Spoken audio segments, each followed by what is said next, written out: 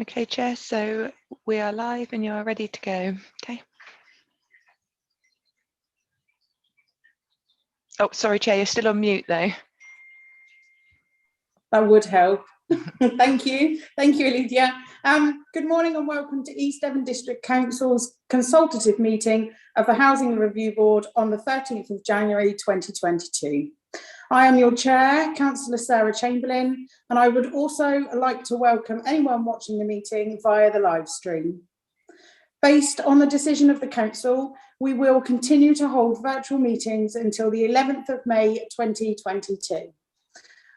I would like to remind both members and public attending or watching that this Council has delegated much of its decision-taking power to our senior officers. Consequently, this meeting is being held remotely and on a consultative basis only. May I remind members that the Code of Conduct applies throughout this meeting. We also reserve the right to remove and disconnect any participant who is disrupting the meeting by whatever means. Please turn any telephone devices off or to silent. The meeting can be viewed live online and will be recorded, and please bear this in mind throughout the meeting. In the event of a break in the internet connection, please bear with us as we try to reconnect. After 15 minutes, if we are not able to reconnect, we will consider the meeting adjourned and reconvene at a later date. If you wish to comment, please raise your electronic hand and wait to be called. We will now start the meeting by doing a roll call of committee members here present. Can you please now unmute your microphone, and when you hear your name, please confirm by saying present. When you have confirmed you are present, please mute your microphone again. I'll hand back over to Alethea. Thank you. Okay, so Councillor Chamberlain. Present. Councillor Parr. Present. Councillor Pook. Councillor Taylor. Present. Okay, Stephen Beer. Sorry, present. Okay, Christine Drew. Sue Saunders. Present. Thank you, Chair. So I can confirm that we're quorate today. Can confirm we're quite excellent. Thank you. Agenda item 1 is public speaking. I believe we have Sue to speak. Am I right, Alethea? Yes, that's correct. So we've got our tenant member, Sue Saunders, who'd like to raise a couple of issues. Lovely. We'll hand over to you, Sue. Yes, that doesn't mean to go on. Right. So I'm Sue Saunders, newly co-opted member. I'm making use of this 3-minute section to bring some concerns I have to the attention of the board. I would like to know why the involved tenant report, which I know was submitted, was not included in the 2020 annual report. Perhaps you are not aware of how difficult it is to recruit new tenants, and the annual report is an ideal opportunity for us to advertise the work we do. However, we were denied this opportunity in 2020, and it could only read about the achievements of other housing departments. I would like an explanation as to why this omission occurred. If it was due to staff error, perhaps you could ensure better care is taken in the future. If tenants have been involved in the proofreading of the document, the error might have been picked up. Item 2. When did East Devon District Council stop asking questions in their questionnaires and replace them with statements? Here is an example of the HRB application form and of the type of statement now in use. I am not currently in dispute with East Devon District Council. Yes or no? Please note, you cannot put a question mark at the end of a statement. And here's my view of how this complicates the task. If you say yes, that you agree with the statement, there is a good possibility that it will be misinterpreted, and the answer yes will say that you are in dispute. Tick no to say you are not in the dispute, and it could be seen as going against the statement and therefore by confirming that you are in dispute. Why has it become so complicated? What is wrong with communal garden questions? Are you currently in dispute with East Devon District Council, yes or no? There's no ambiguity and no chance of misunderstanding. Please allow logic to rule. Finally, I want assurance that the tenant tick symbol, which denotes that tenants have been consulted in the writing of policies, reports, etc., will be clearly marked on all aforementioned documents. Also, recognition of tenant consultation should be clearly given on the front page of all officers' reports when they come before the board. If no consultation took place, then I ask why not. Thank you for your time, and I anticipate your response to my concerns. Thank you very much, Sue. Quite all right. I think probably the easiest we go over to John. I think he's preempting unmute there. Thank you, Chair, and thank you for your question, Sue, and your challenge. This is something that we do genuinely welcome. I don't know I've tried to jot down as you were speaking the issues that you raised. I'm not sure of the answer to why the tenant involvement report wasn't included in the annual report. It would have added to the value of the annual report, I think. If we'd included it, I'll find out why that didn't happen. And I think in terms of the sort of grammar and statements and questions that we put out, I think that if we're not using the tenant group as a kind of editorial group for some of our documents, certainly those things that go direct to tenants, we should reinstate that, because I think that's added value to our communications in the past. So again, need to look into that with our tenant participation people. And finally, the tenant tick symbol, I think we should be using that, obviously where it's applicable and where we can use it effectively, and ensure that wherever possible, in advance of reports that come to the board, that where they affect tenants directly, we should have a process of consultation and allowing tenants to input into that at the early stage, and then you'll have other opportunities to input during the board meetings and other times. So really useful points. We'll pick those up, and we'll get. I'll ask perhaps Amy to liaise with you and respond directly to the specific questions that you've raised, but we'll need to talk to our tenants and communities team before we do that. Thank you. Thank you very much for listening. Thank you, Sue. So now we move on to agenda item 2, and that's to welcome the new board members. Since the last meeting of the Housing Review Board, interviews were held for 2 vacant tenant representative positions on the board. These positions were filled and the tenants co-opted by the council in October. I would like to welcome Steve Beer and Sue Saunders on the board, and I would like, if you are happy, for you to introduce yourselves. Sue, I think you've done a good job, but did you want to say anything else? Well, just that I got a lot of experience. I've been a tenant-involved tenant since 2006. I've been a tenant of East Devon for 58 years. I've seen some comings and goings, and I've seen some highlights, and I've seen some downtimes. So I think I've got the experience to bring to the board. And I've also been vice chair of the board, and I also helped set it up. So I do have, some qualifications. Okay. That's lovely. Thank you very much, Sue. I will remember to come to you when I need to. Moving on now, we've got Steve Beer. Would you like to say something? Yeah, I'm very active in the community since I moved here. Also, I'm well knowledgeable with the housing, and especially homelessness, and I'm not afraid to kind of say what I want to say. And that's why I joined the board for it. I just want to kind of help other people out.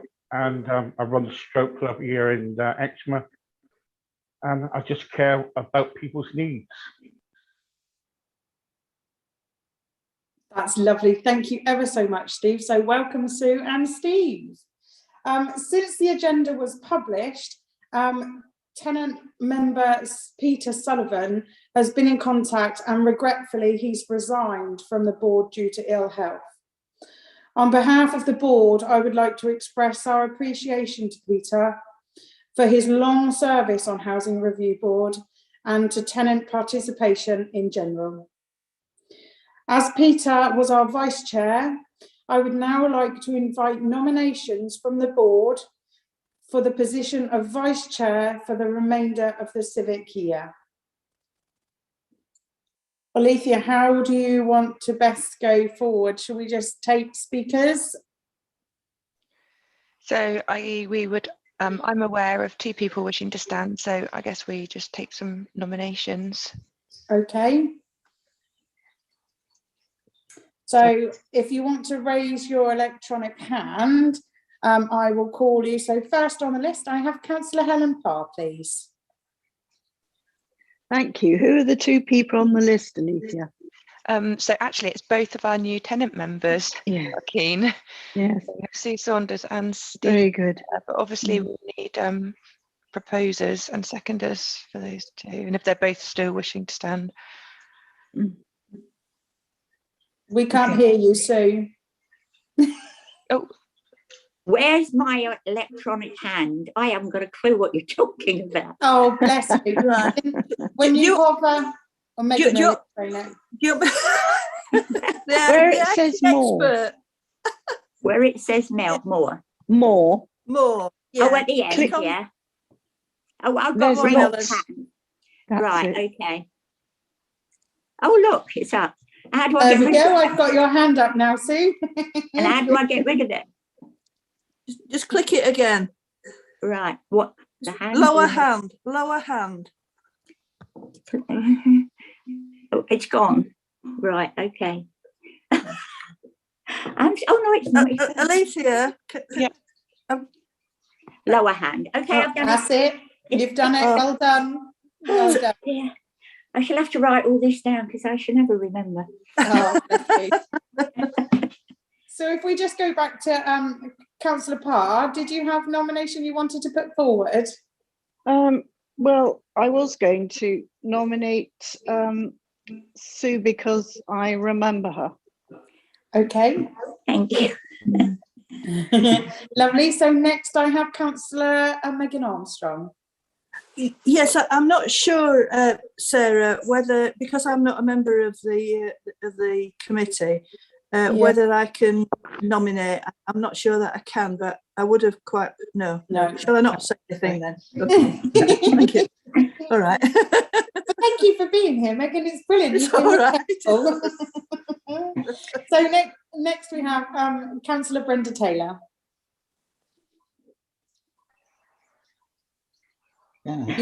They are. Okay. Just to say that I'm happy to second Sue's nomination. Okay, so Councillor Parr's nomination of Sue. Okay, so do we have, I don't see any more hands up. So we have a proposer from Councillor Parr for Sue Saunders and a second that has been seconded by Councillor Taylor. yep. So if you all wanted to vote on that, Yeah. using your ticks and crosses, or pop your hand up to abstain.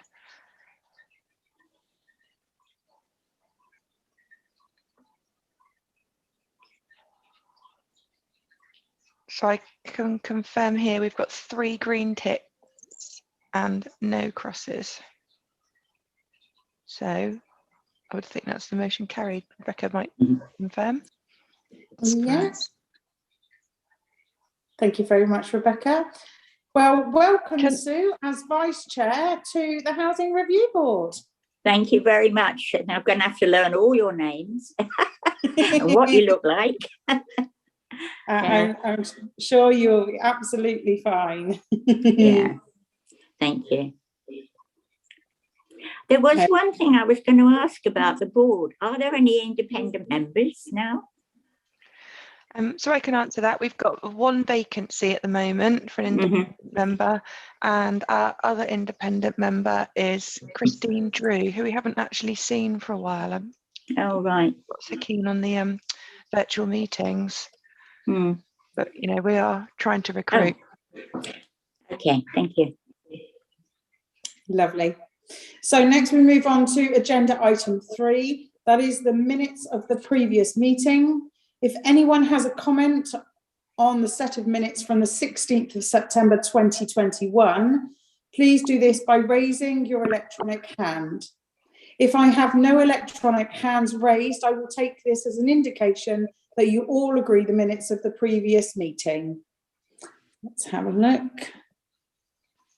So we still have some green, no, green ticks are gone. We have Councillor Brenda Taylor. I can't vote because I wasn't at the last meeting. That's fine. I can't comment. Councillor Taylor. Yeah, I can't.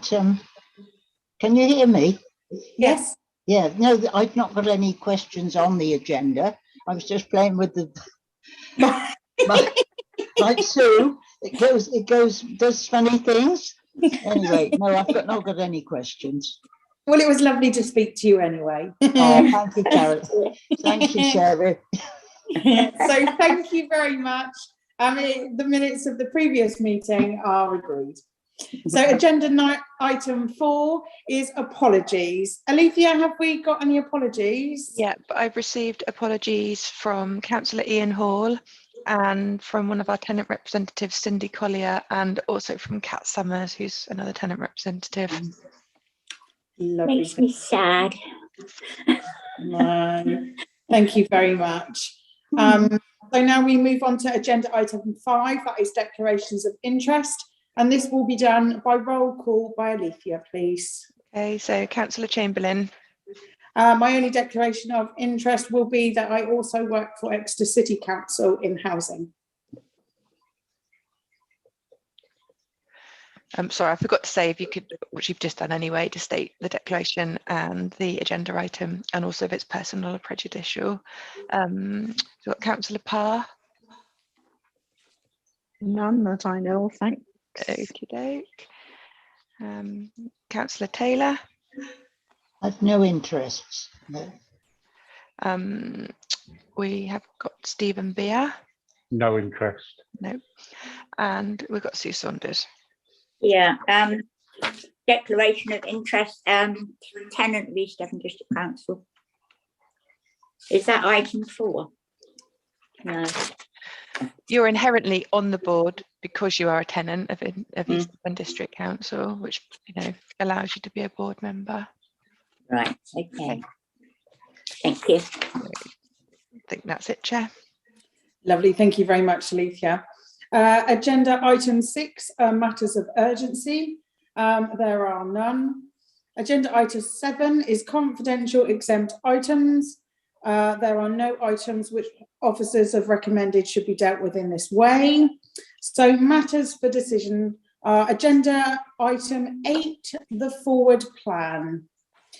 The forward plan, I will hand you over to Jo Garford, who will be presenting. Chair, sorry, I'll take this one, Amy. Yep, that's lovely, Amy. Thank you very much. I shall hand you over to Amy. Thank you, Chair. So we can keep this pretty brief. This is our standard agenda item where we invite board members to put forward reports that they would like us to bring to future meetings. So far, I would like to propose that we bring back to the March meeting a review of the integrated asset management contract. So, Chair, if you'll allow me to put that one forward. I will also suggest we have a piece of work ongoing at the moment in relation to a review of our home safeguard service. Obviously, the board is a key stakeholder in home safeguard, although you'll appreciate that home safeguard does fall under the general fund. But I think it would be relevant for us to bring that review back to this board in March also. and this is where we open the floor for members to suggest or tell us what they'd like to see. Lovely, thank you very much, Amy. I'll first invite non-members to speak by raising their virtual electronic hand, and once non-members have spoken, I will then invite members of the committee to speak. Non-members, let's have a look. First of all, we have Councillor Steve Gazzard. That's me. Can you hear me? Yes, we can, thank you. Oh, firstly, Happy New Year to everybody. Welcome back, Amy. Can I just declare that I'm a council house tenant?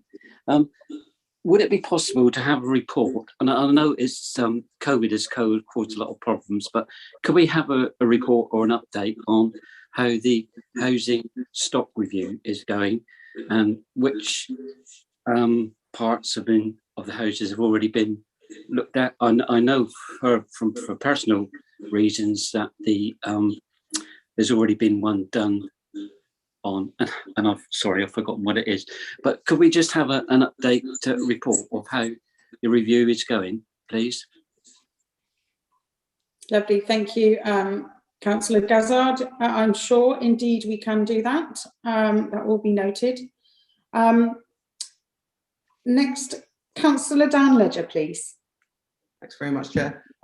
Steve's just stolen one of mine. I was going to say that report on the stock condition survey when it starts coming through. Terrible light with the sun here today, sorry. The second one, I don't think we've really mentioned much about, obviously, the emerging housing task force that the council's doing and setting up the new service to the Housing Review Board, and whether it would be possible just to update members of the committee on that, and future steps on how they envisage taking it. Yeah, I don't see a problem with that. Can you just, I missed part of the wording of that, Councillor Ledger. I'm really sorry for some reason. Exactly which one did you want? So it's to do with obviously the emergence of a housing task force, and for the council looking into starting to develop its own stock again. And it's just updating the members of this committee on what the council's plans are, what the vision is, and then how we plan to take that forward, because I don't think it's come to the Housing Review Board as yet in much detail. That's fantastic. Yes, indeed. We will get that put on there. Thank you. Thank you very much. I haven't got any more hands raised that I can see. So we'll move over to committee members. Does anyone want to speak? We have Sue Saunders.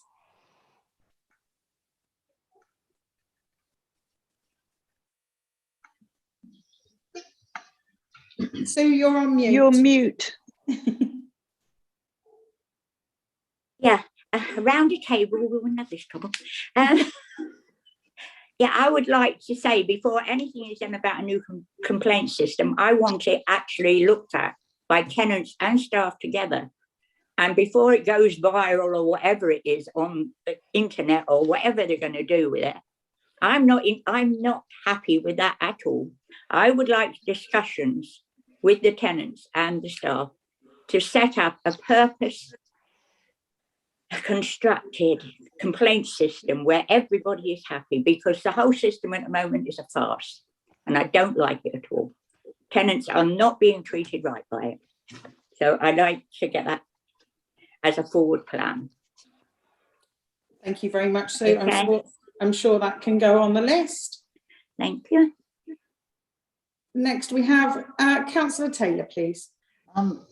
I'm just a bit concerned about the home safeguard review, Sue, at the moment. I'll just tell you one incident. I had a phone call from a private company yesterday saying there's a new medical advice system coming in, which is very similar to our home safeguard, and I think it's £30 a month. They were concentrating on a small area. And I'm just a bit concerned that, you know, we're not going down that road of privatising at the moment. I just wondered if you've any update on that. John, do we have any update on that one? Yeah, well, in response to that, Chair, we're definitely not privatising our home safeguard service. There are a lot of rival services out there that stray into what sounds like Brenda was talking about, into medical support beyond, the normal kind of telephone alarm support that we undertake. And I think when you see the review report, you'll see that we do plan to expand into some other areas, not medical areas, but support type areas, and we need a proper marketing plan for that. So we already do things like sensors, pill dispensers, those sorts of things, and you'll see that going forward there is a market, a need for that to keep people independent in their homes, and we'll be moving into those areas, but we certainly don't plan to privatise, Chair. Thank you, John. That's reassuring. Thank you very much. Brenda, your hand is still up. I'll get it down again. It's gone. That's lovely. Thank you very much. Chair. Yes. Sorry, I'm just still trying to work this and business out. No worries. I'll put my hand up the gut. Can I have a catch up with about the safeguard? Because the last meeting, what I was listening to, that every tenant would get notified about the change, because you were looking for another contractor and everything, and we were not told anything about, because I get home safeguarding, for myself, and nothing has been done, and I haven't been told, or none of the tenants have been told. Okay, thank you, Steve.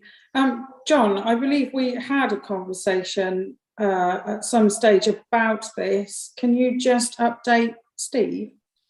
Yeah, I think what might be best, Chair, is if we get Sue Hodges, the Home Safeguard Manager, now Steve's a member of the board, just to brief Steve on the service, the direction of travel.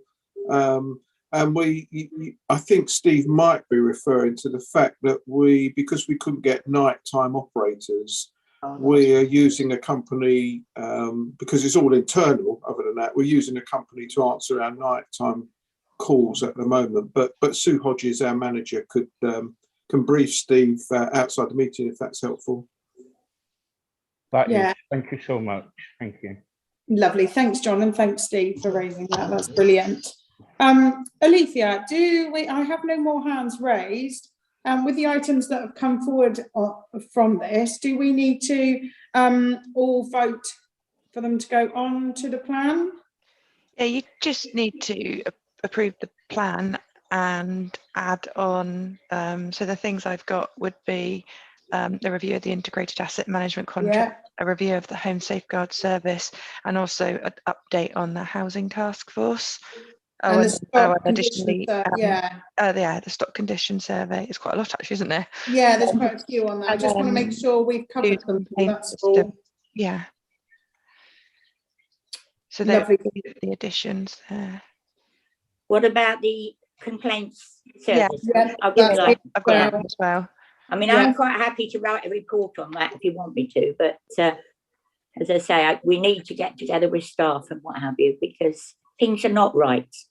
Yeah. Okay. So, Alethea, Rebecca, can we take this as a group proposal and seconded with all these items to go onto the plan?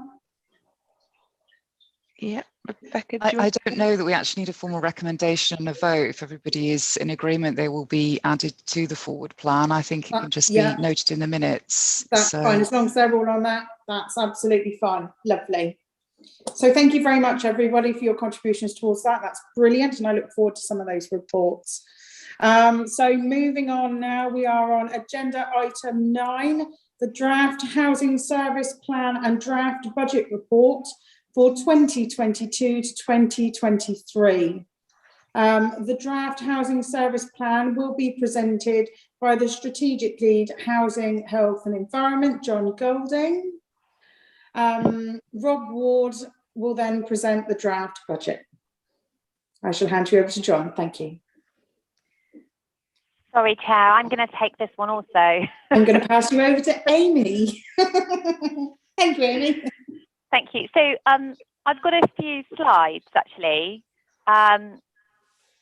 Alicia, I'm just wondering whether I'm able to share my screen. You're not at the moment. Oh, but I've just met you a co-host and then you can. Bear with me.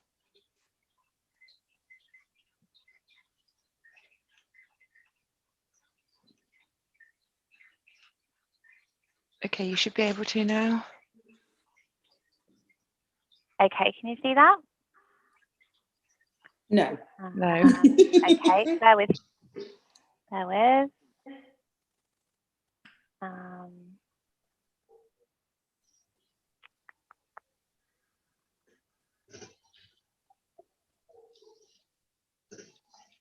Yep. We can see that now, Amy. Okay. Yeah. Lovely. Thank you. Thank you. Good morning, everyone. So you will be familiar probably with the fact that usually in July we present our service plan to you, to the board. It's an annual exercise that we do across the council. All the services have their own service plan, and we take this opportunity in January to. Oh, I've just had something up there. Sorry. Can you still see that? Yep, we can still see it. Okay, fine. So we always take this opportunity in January to bring the revised housing service plan to you for adoption. So I've actually got some slides that I took to overview and scrutiny yesterday that I thought would be useful to share with you. I'll try and canter through this as quickly as I can because I am aware of the time deadline that we've got now this morning. So I will go for it. I've got some funny things coming up on my screen. I assume you can see that still, everyone. We can, yeah. Okay, fine. Okay, so this is these are what I consider to be our overarching priorities, and I've got them up on the screen there in sort of three distinct areas. These for me underpin, if you like, the sort of themes and contents of the service plan that hopefully you've had a chance to read. And together they sort of really do, they are our headlines, if you like, in terms of what we're aiming to achieve in the housing service. So the first one won't come as any surprise to you, more affordable homes. So, you know, certainly something that we're always striving for, and Dan usefully picked up on that earlier in relation to our new housing task force group that we have, which is going to look intently at that area. So that's one thing that has started in terms of how we're looking to achieve that object. Recruitment for that housing task force group is already underway, so that's good. Second objective, homelessness and rough sleeping. So again, there'll be no surprises there. COVID has brought some real challenges in that area for us, and I have to say that's showing no sign of easing up just yet. We published our homelessness and rough sleeping strategy, I think about 18 months ago now. And that strategy very much underpins all of the work that we do in that area. And that strategy is really important in terms of the suite of strategies, if you like, that sort of oversee the housing service. We've needed to increase resources in this area over the past 12 months, and we've done that through the general fund. But we've also been able to access quite a lot of direct government grant funding in this area. We'd like more, obviously, but at the moment we do have a steady stream of grant fund coming in there, and at the moment that's sort of targeting more our rough sleeper provision. So it makes sure that we can increase support very much in that area. The third point there, council homes fit for purpose and satisfied tenants. I guess that's the real core of what we're always trying to achieve, ensuring that tenants remain satisfied in their homes.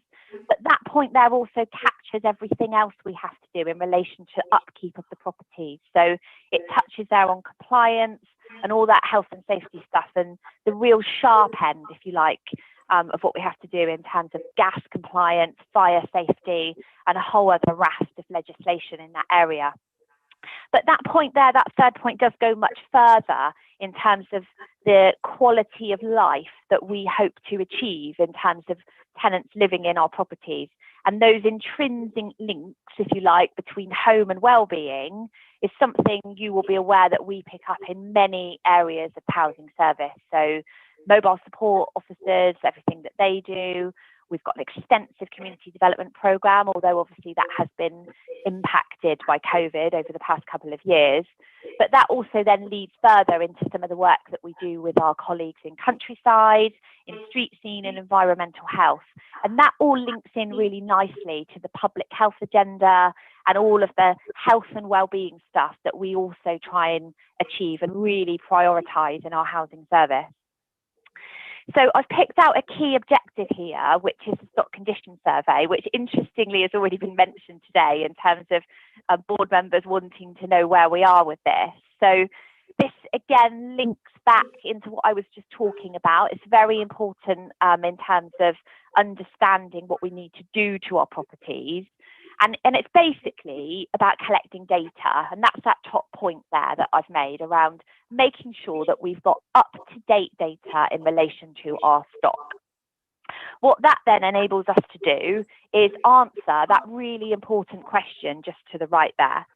So is our stock fit for purpose? And that is the question we need to ask ourselves over the next 12 months as we start to undertake the survey of our stock.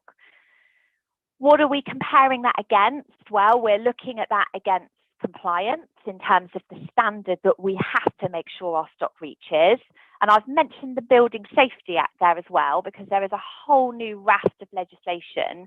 And I believe Graham Baker and Michelle Davison came and did quite an extensive presentation to the board at your last meeting, which covered a lot of what that is all about. So we have to make sure that we are we have an eye to that, and we are comparing that against what our stock needs to be able to achieve. That also then links in very closely to the Decarbonization Agenda. So we're very aware that we have got a huge amount of work to do on our stock in terms of making sure that it can be as energy efficient as we can make it, and that's about a big retrofitting programme. But what we've done with the stock condition survey is we've tailored the information we're going to get to make sure that we capture everything in relation to energy efficiency as well, because your standard stock condition survey doesn't actually do that. We've gone into a lot more detail with our contractor around collecting all of that additional information, which will give us what we need in order to look ahead. Having all of this information means that we can put into place a really robust asset management strategy. And although we have one at the moment, it's not up to date. And we need that to be as robust as we can and informed with very up-to-date information. So absolutely key that that's in place.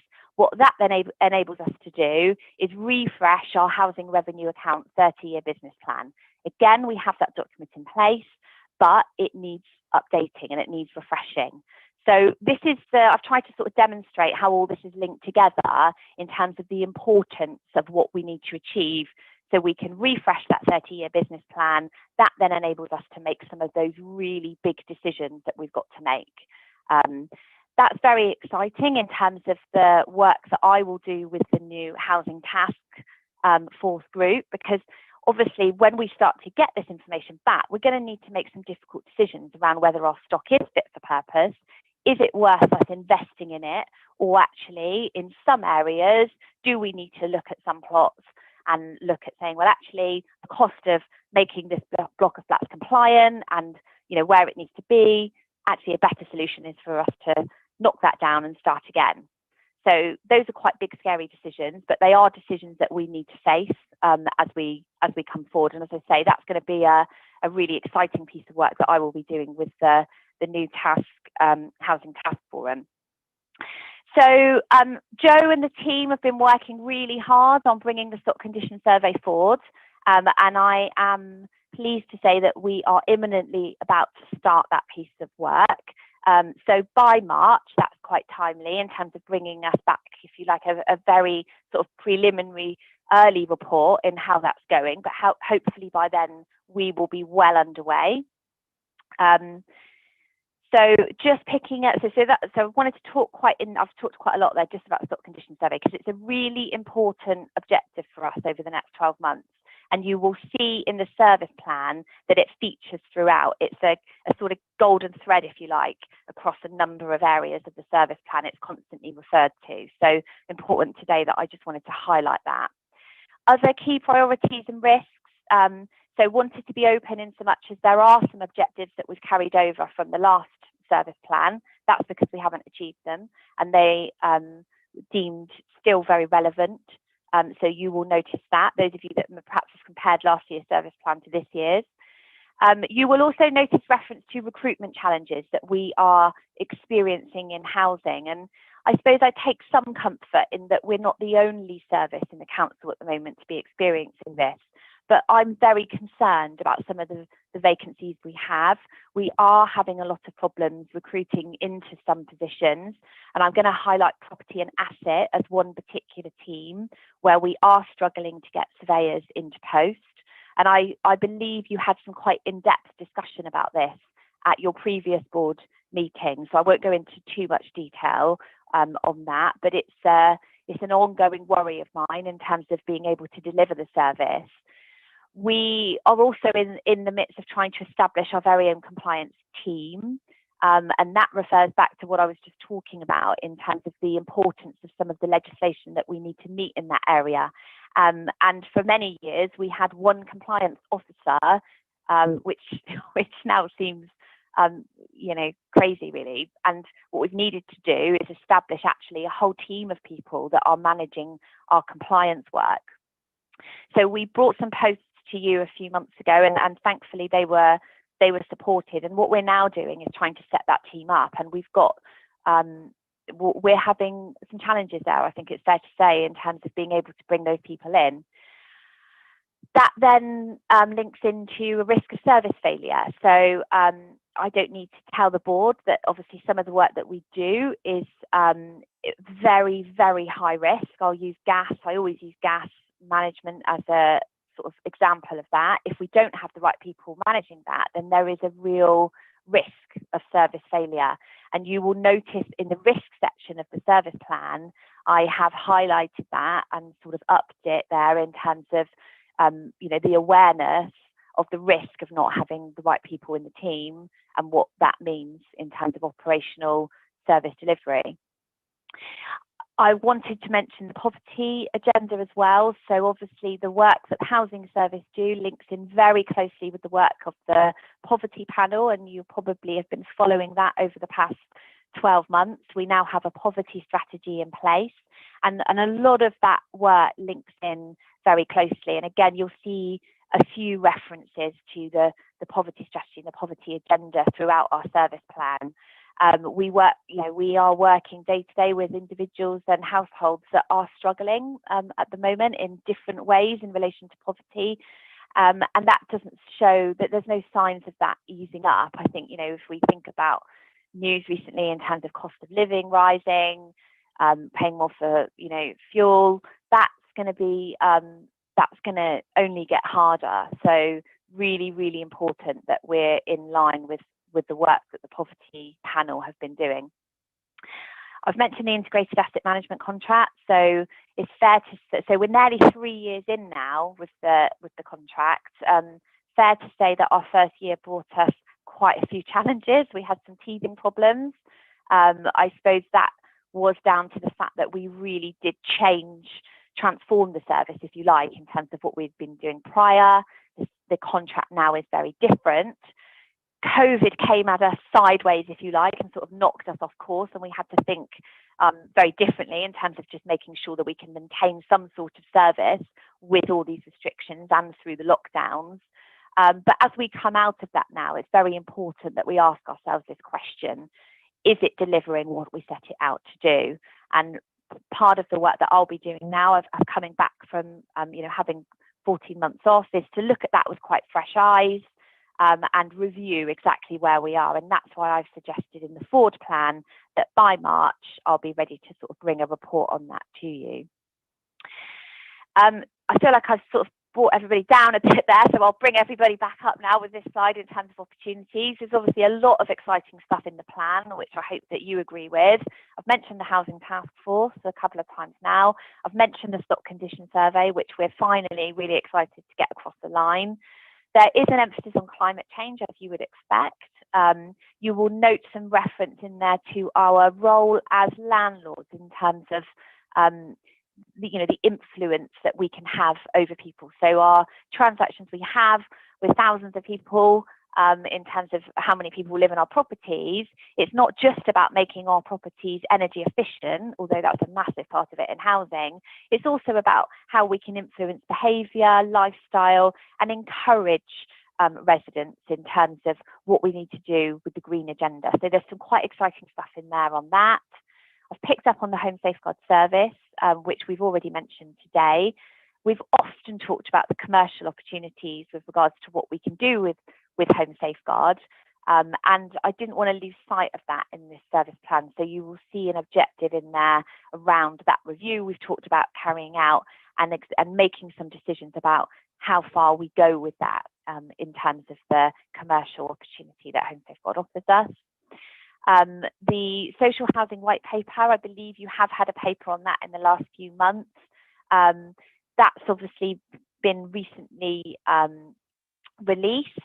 There is quite a bit of work. We're sort of digesting it, I guess. I think we were almost ready to bring a paper today, but I think we're not quite ready to do that. So we are digesting what it means for us. A lot of that is about the legislation. It's about the links in very closely with the Building Safety Act, the new role of the Housing Ombudsman, but it's also very much about customer voice.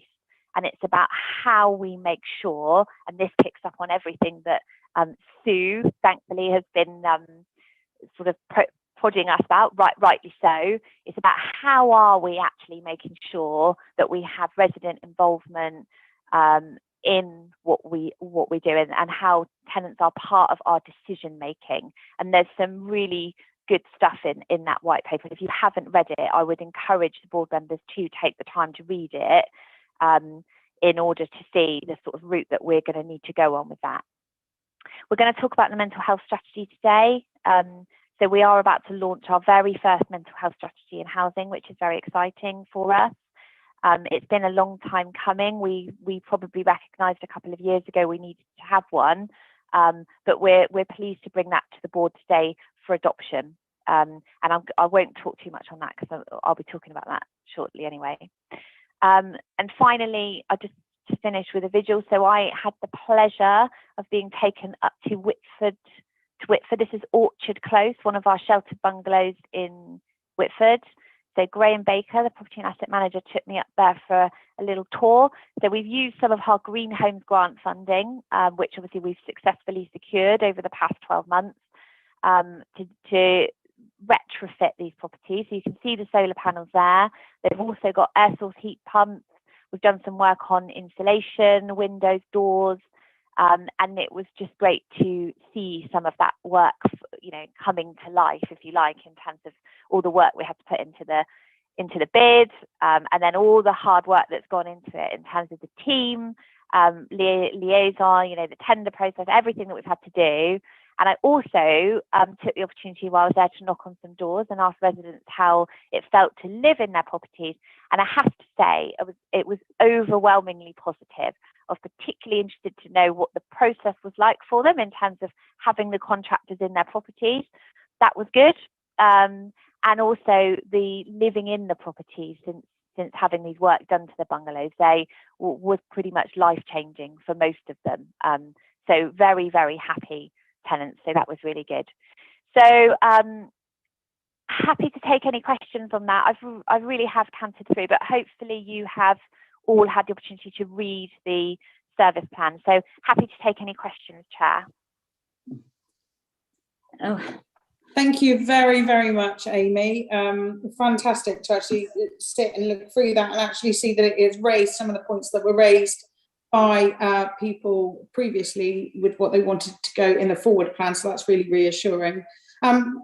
First of all, I'd like to go to any non-members if they would like to ask any questions. I will say at this point, we do very much welcome questions or even challenges about things that we might not have thought about. So I have Strata iPad AW. I don't know who that is.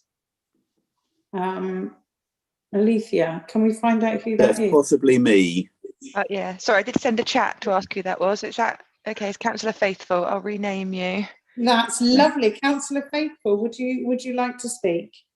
Yes, it's nice to see this solar panel, whatever, green housing program, but you know, what's the likely cost to right across the council? We've got, what have we got, 4,000 homes to get an effective green whatever right across the district. I mean, it's going to be quite an expensive exercise, isn't it? So, Chair, if I can answer that. Yes, of course. Sorry, just cancel my phone. Apologies. Yes, of course. Yes. So pretty significant, I think, is the answer. And that's partly, as I picked up in terms of the stock condition survey, why we need to take the opportunity to really understand what that looks like for us, and what level of investment is required in order to bring our stock up to the standard that we need it to be able to meet. So we have the government are clearly taking this very seriously in terms of the challenge for landlords across the country.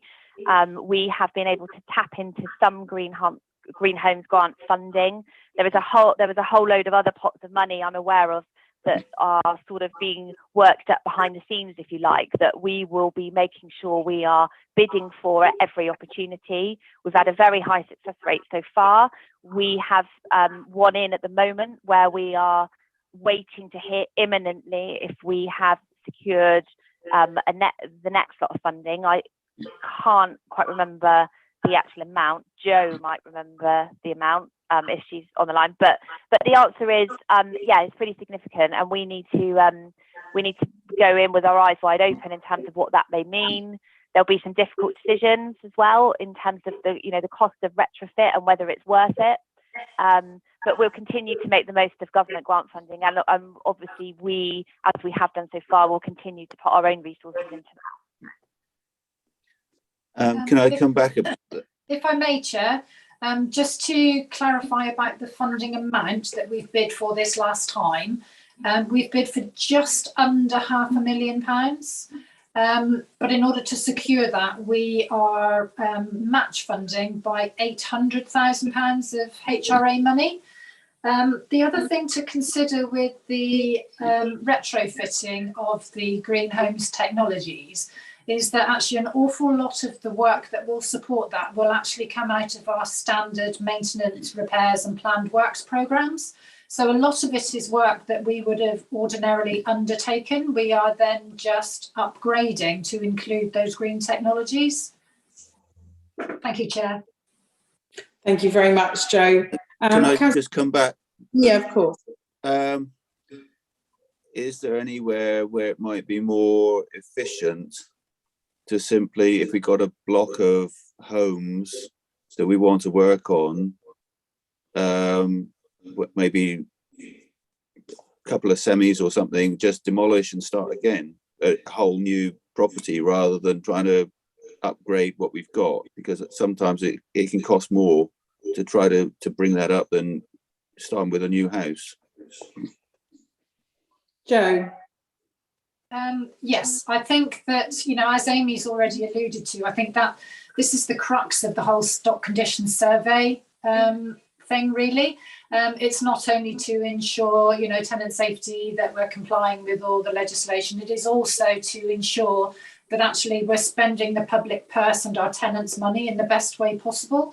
So if it's not really economically viable for us to retrofit some of our properties, and I would assume that this may well be the case for some of our blocks, for instance, then most certainly we will be looking to be doing options appraisals on those properties with a view to potentially demolishing and rebuilding with something that's fit for purpose. But obviously that is not an easy thing to do, because we have incumbent tenants within those properties. They're their homes, they love them, and we would have to find somewhere else to house those tenants. So stock regeneration is incredibly complex, but yes, it is most definitely something that we're looking to do. We don't want to be throwing money at properties that will not have a significant future life. Lovely, Jo, thank Answer you. your question, Councillor Faithful. Yes, that's fine, thanks. Thank you very much. So next, I don't see any other non-members. So I'm going to go over to tenant member Sue Saunders. I'm sorry, I've got pages.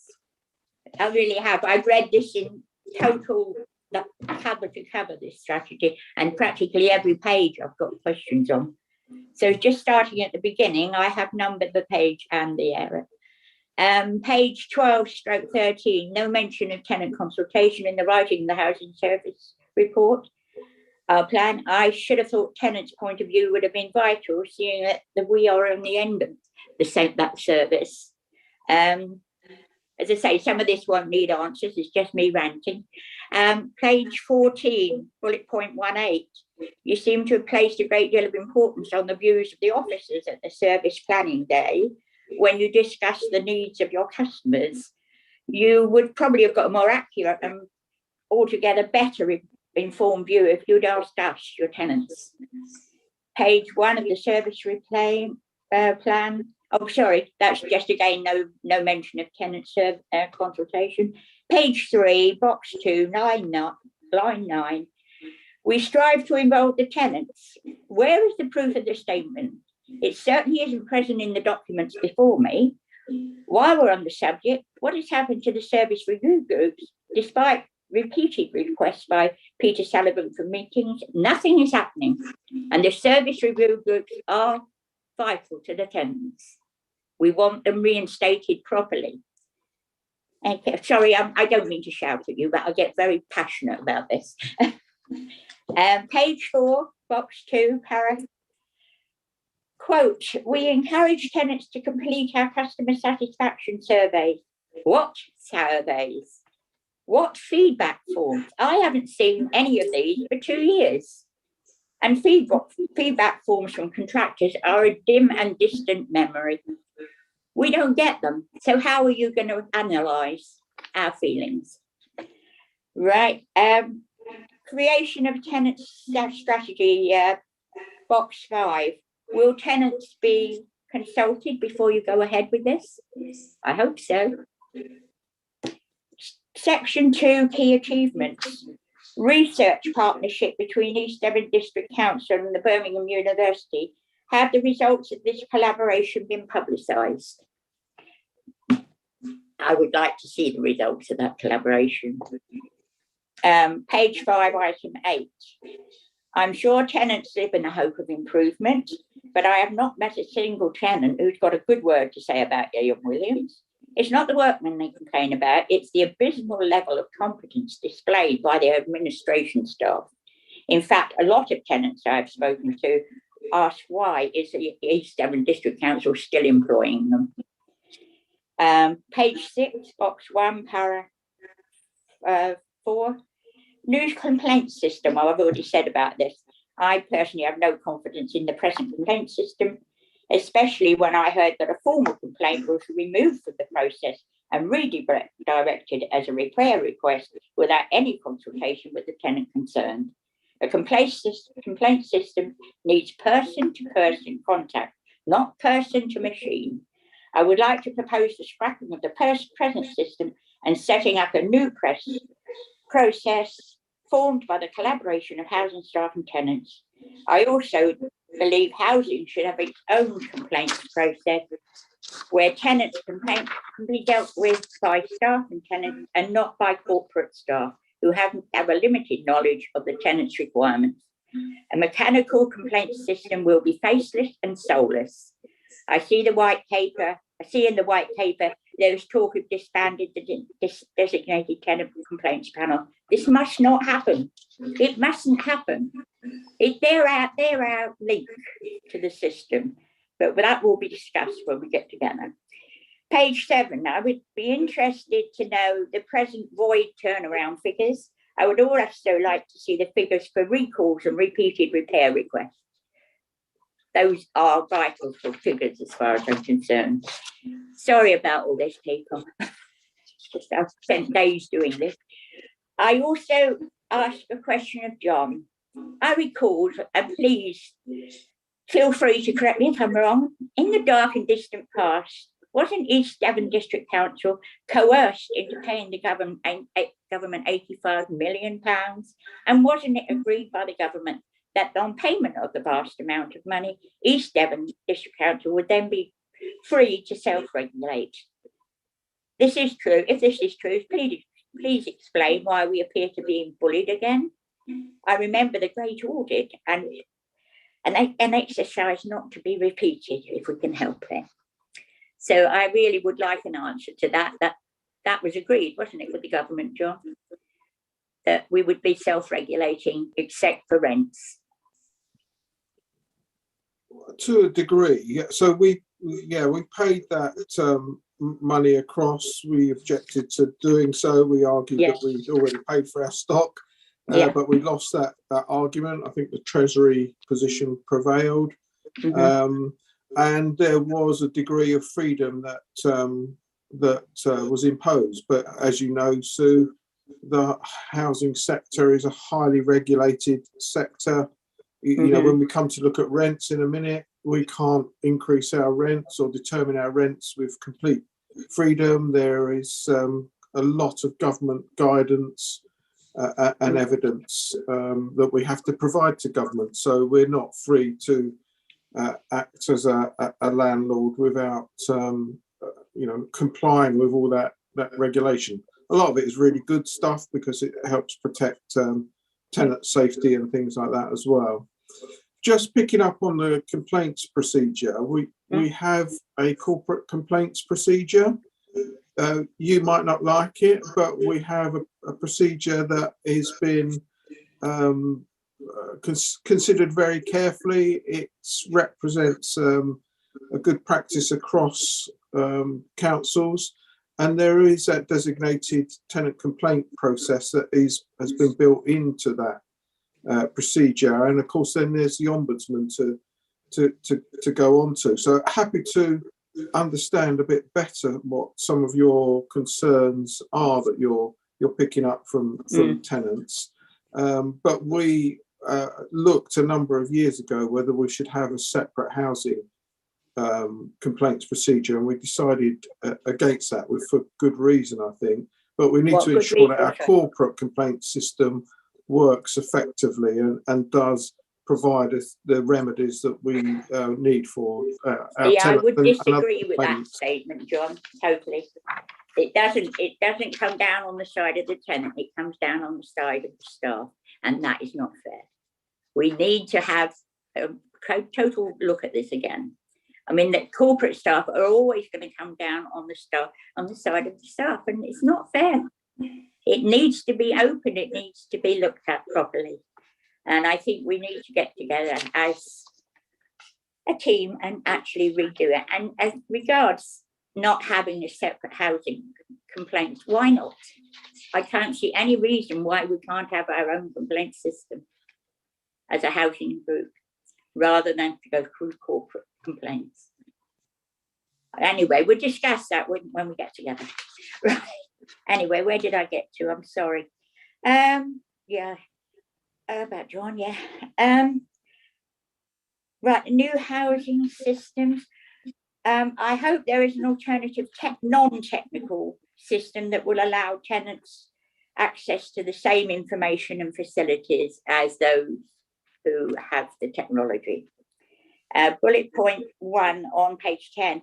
What are 300 plus and Cornish units? That is a question for somebody. It mentions 300 plus Cornish units. I mean, what is that? Amy, you're still on mute. Yeah. Cornish units are a type of property, but I'll hand you over to Amy. Yeah. Yeah. So Right. That's Chairs. Thank you. That's exactly it. It's a type of property. Mm-hmm. Right. So apologies for the jargon thing. Yeah. Okay. Right.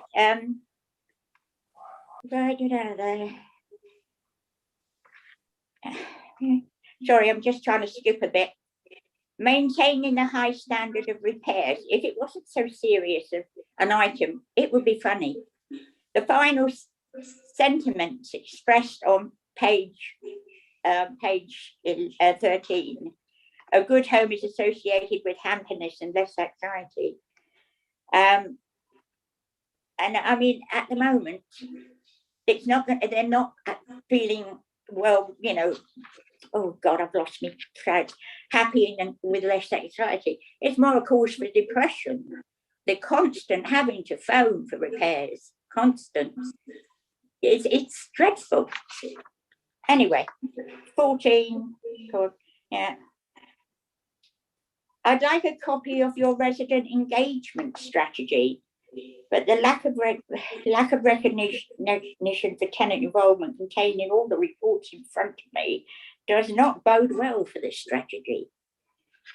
And really, I think that's about all I've. Oh no, sorry, a bit more. Oh, I'm glad to see that you recognise the inadequacies of Ian Williams. That's page 21. And you appear pretty calm about the possibility of the social housing regulator intervention. However, I urge you to consult with your involved tenants to learn the true state of tenant involvement and the customer complaint system, both of which could be on the point of collapse. That's how bad it's got. So we need to bolster tenant involvement. So that's my moans, that's my groans, and that took me days to write. So please do not ignore it.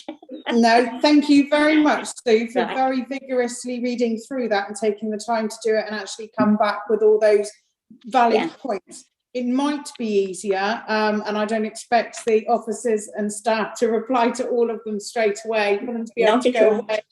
Yeah. Have a look into some things and then come back to you at a later stage, if that's okay. So I do have, thank you very much, Sue, that's brilliant. Next, I do have Councillor Paul Miller that would like to speak, please. Thanks for letting me back in. Sorry I was late to this meeting.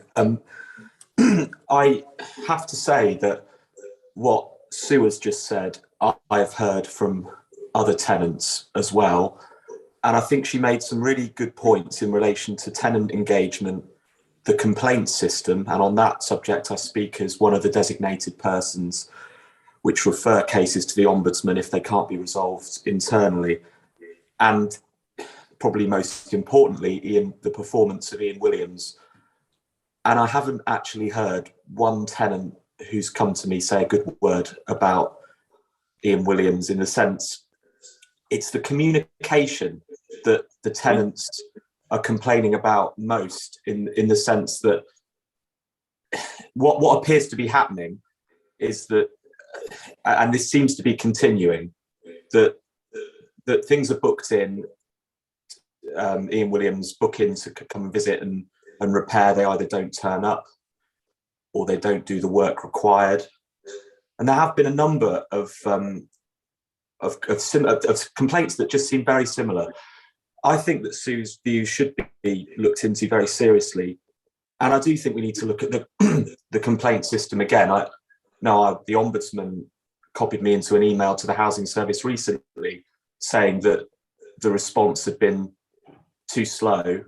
I absolutely understand that staffing is under pressure at the moment, but I do think that this needs a proper review. And I think Sue's views should be taken extremely seriously as a tenant. And I just wanted to say, as a ward member in a ward with a great deal of supported housing, I've heard that very similar from tenants that might not be representative on this housing review board, but nevertheless are tenants of this of East Devon District Council. Thank you, Chair. Thank you very much, Councillor Miller. Councillor Helen Parr, please. Thank you. Just to say, could we please see the written responses to Sue Saunders as either circulated or an item on the agenda? Thank you.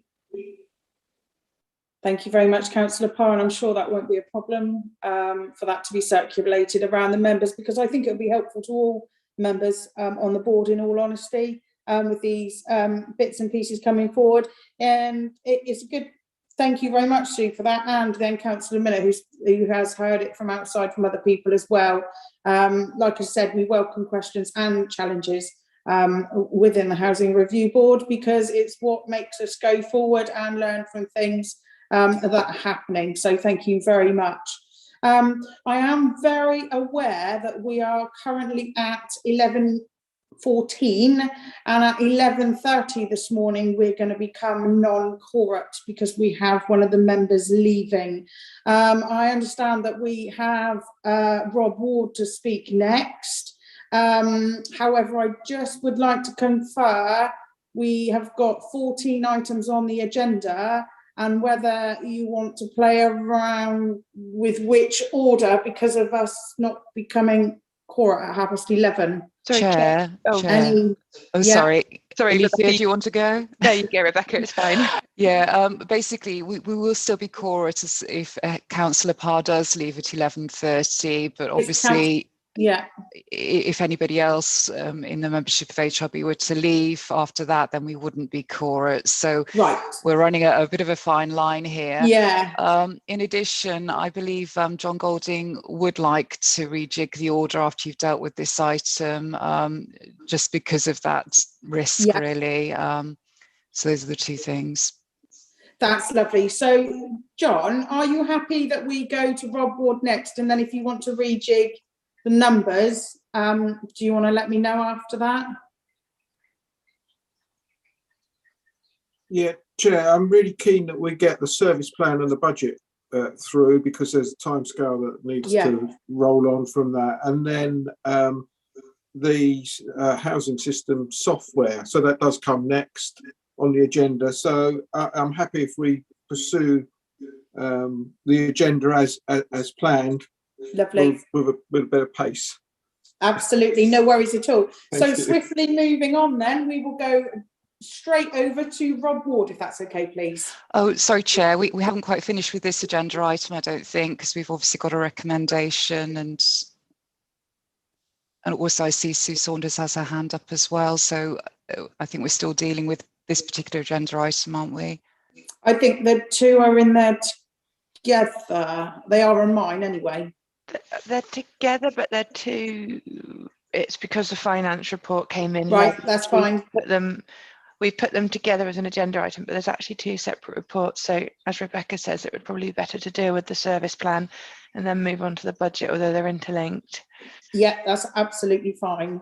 But again, Sue Saunders is still. Yeah, Sue, you're on mute. Okay. You're still on mute, Sue. Sue, you're on mute. I'll see if I can unmute her. Still on mute, Sue.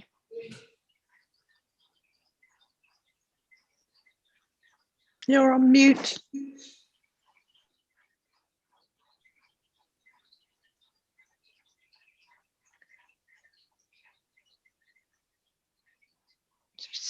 Still muted, Chair, whether you want to move on to Rob and then come back to Sue. Oh, Sue, there you are. Yeah, all I was trying to say was that I will email what I have written to Alethea, and then she can distribute it to everybody, all right? Is that okay? Lovely. Yeah, that's right, brilliant. Okay. Yeah, that's absolutely lovely. Right. Thank you, Sue. Oh, good grief, now where have I gone? I've lost you altogether now. You've turned your video off, Sue. Oh, have I? Oh, I'm not yeah. surprised. And Well, you I need don't to know go how. on mute. That's all right. No worries. So we need to take, so noted, we need to. Oh, last. Oh, she's still I'm back. back. Okay, so do we need to vote on the draft service plan going forward? That is the recommendation in the report, which I can read out, and then we need a proposer and a seconder before taking a vote. Lovely. So do we have a proposer? Councillor Parr to propose. Sorry, I was going to say, with a minute or something to indicate that there were various items put forward. Yeah, thank you. Yeah, absolutely. And do we have a seconder? If not, I will second that. Well, yeah, okay. I'll second. There you go. Councillor Taylor will second that. Okay. So if I read out the recommendation and then if we take the vote, the recommendation in the report is to consider, comment on and approve the housing service plan for 2022 to 2023. To vote, it's green for yes or red for no. And if you wish to abstain, then you raise your electronic hand. And if we could take the vote now, please.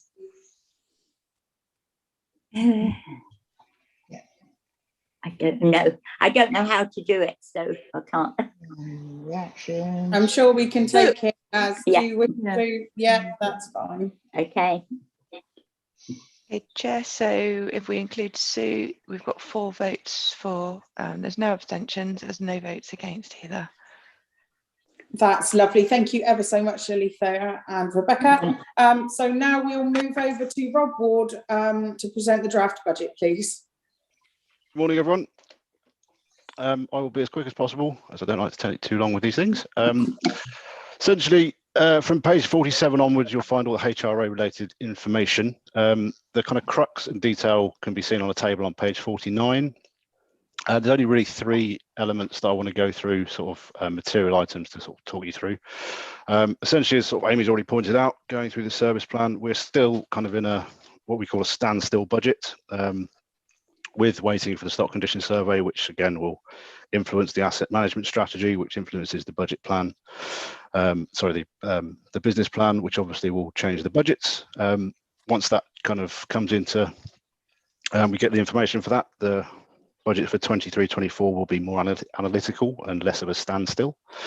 But this is kind of where we are at the moment. The 3 things I'd like to point out, kind of material movements, are under points 1, 4 and 6 in that table I mentioned on page 49. The first point to bring to your attention is the change in income. So essentially, as we've already discussed, has been discussed before, we're regulated and central government determine how much we're allowed to put rents up by, which is CPI plus 1%. September CPI being 3.1% gives us an overall increase of 4.1% annually. And you'll see from that table that that increases the income into the HRA by about 0.8 million. So that's the first point to bring it to your attention. The second point is point 4. You can see kind of some material movements around supervision and management. There are again things that have already been discussed in the service plan, such as staff costs. So we've had increases in staff pay, as well as new teams such as the compliance team, etc., coming into the budget. So you'll see increases there. We've also had issues with things like insurance inflation, utilities, that kind of stuff. So premises costs have again increased, which again goes into number 4. And that point 4 that you'll see at the bottom of that table kind of gives you a little more of a breakdown if you want to see any more detail around that.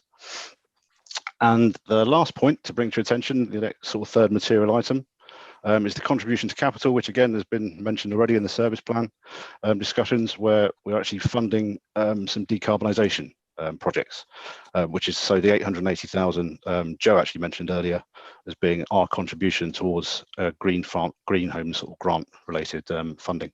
So that'll be the portion that we actually contribute, and getting about the £500,000 from the government to do more work on our homes.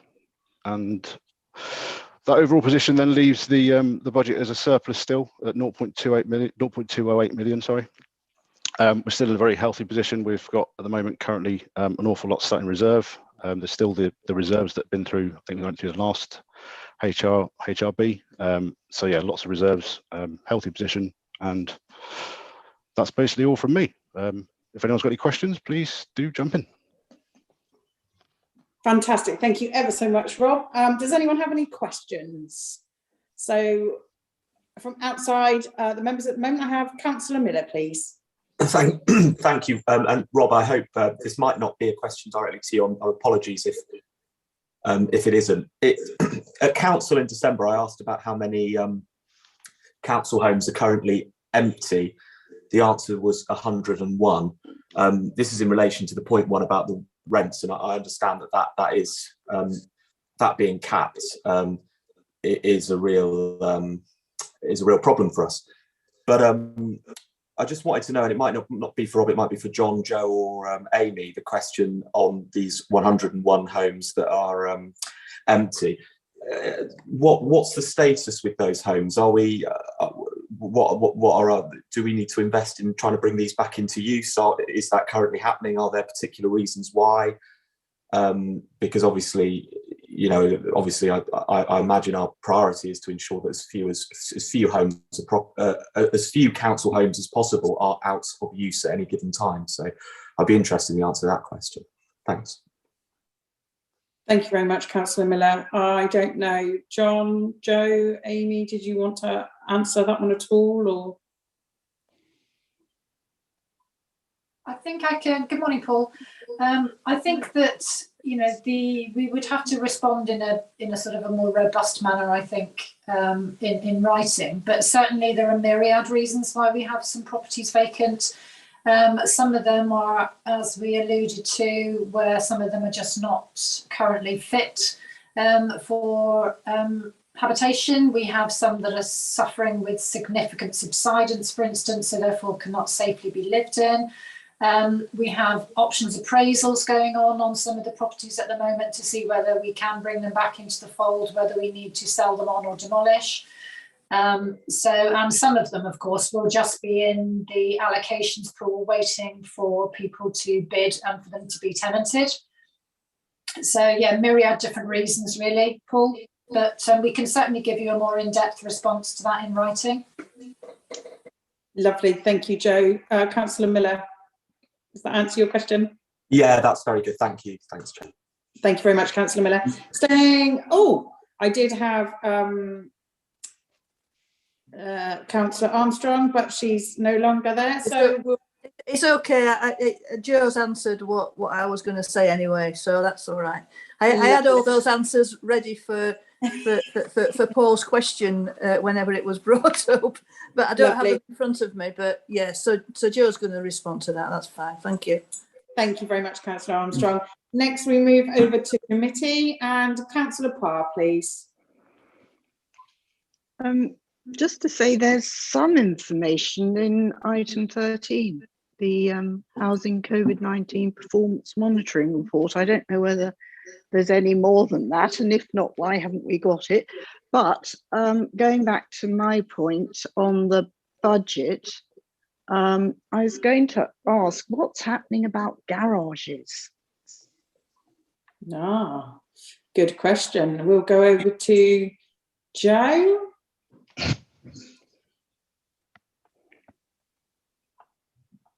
Can if you like, but I'm not sure I'm going to be a great deal of use.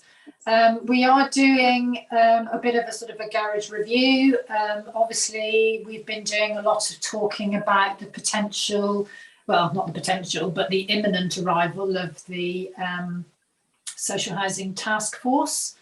Certainly, I think that one of the things that we will be looking at as part of that would be to do a garage review. One was done a number of years ago. But I suspect we will be doing that again to see if any of those could be released for potential housing. Yeah, nothing has massively happened of late, but I think we will most certainly be looking at it. I went out a few months ago and met with Ian in Axminster, and he was showing me a few different garage sites where he felt we might be able to build homes. So yeah, it's definitely on the cards, Helen. Yeah. Lovely. Thank you very much, Jo. Is that all right, Councillor Parr? Thank you. Welcome, no worries. So I have no more hands raised for any questions. So we need to vote on the draft budget. Do we have a proposal? Councillor Parr to propose. Do we have a seconder? Sue Saunders, lovely. That's brilliant. Thank you very much. If I could tick, I'd tick it, but I can't. That's lovely. So we have a proposer, Councillor Parr, and seconder, Sue Saunders. Shall I read out the recommendation, Chair? Thank you very much, yeah. Okay, so the recommendation in the report is that the draft revenue and capital budgets for 2022 to 2023 are considered by the Housing Review Board with recommendations on its approval or any amendments being made to Cabinet. So it's green for yes, red for no, and abstention if you raise your electronic hand, please. Where is my green tick? I don't know where to go. So under more. Oh, so, hang on. Yeah, Look at Helen, more. you've got it split. Yeah. Doesn't matter. I'm just a bloody pain in the neck, so just carry on without me. Click on more and see what's there. Click on more and see what's there. Oh, I got it. Right. Oh, hang on, I missed it. Oh, well, now I know. So just go to more. Lydia, Chair, I think Steve Beer's putting his physical hand up as well. Okay, lovely. So if we've got Steve's physical hand, that makes all 5 members voting for, and there's no abstentions and no votes against. Lovely, that's fantastic, that's carried, brilliant. So next we move on to agenda item 10, which is the housing management system upgrade. And we will now receive a report from Steve Gammon, the housing systems manager, please. Good morning, thank you, Chair. So this is second paper on an item that was introduced to the board at the previous meeting in September, where we're seeking approval today from the board for a potential capital and revenue bid for the proposed upgrades to our housing IT solutions to Capita's One Housing and One Assets products.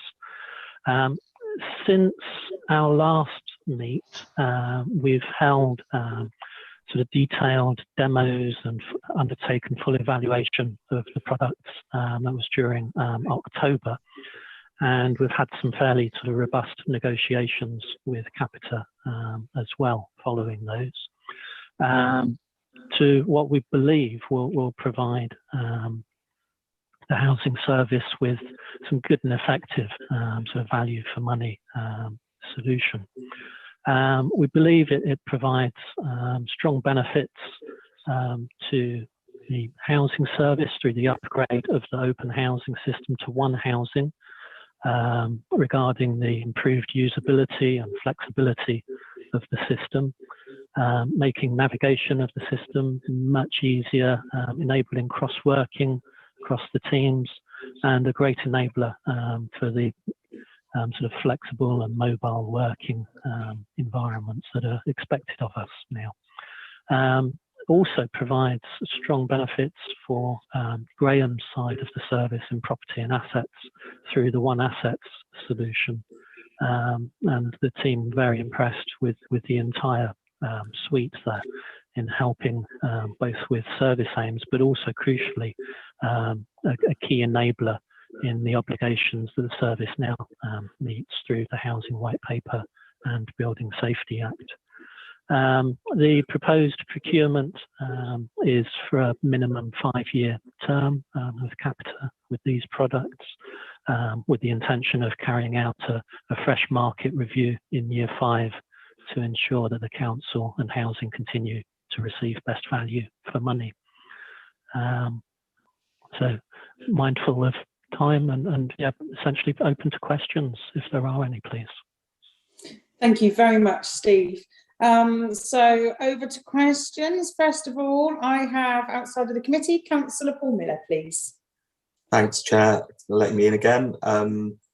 Welcome this report and the timescales in the report for adoption, should this obviously be approved. I think there was an ombudsman recommendation to the council after a housing complaint about a year ago, where file keeping was and keeping detailed notes of cases was given as a recommendation that the council needed to improve on. So I think upgrading the IT system is definitely going to contribute towards that and help the officers maintain detailed notes and share the notes within their team.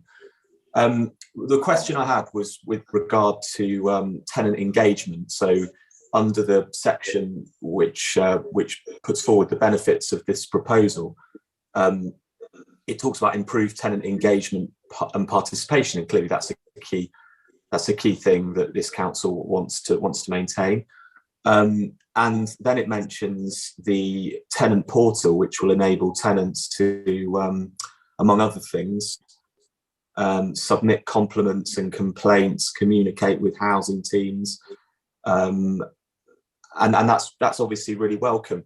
But I just wanted to check that there are obviously a lot of elderly tenants within the council who are digitally excluded, and whatever, there are some that will embrace this service, and there will be others that simply will not feel comfortable using it. And I just wanted to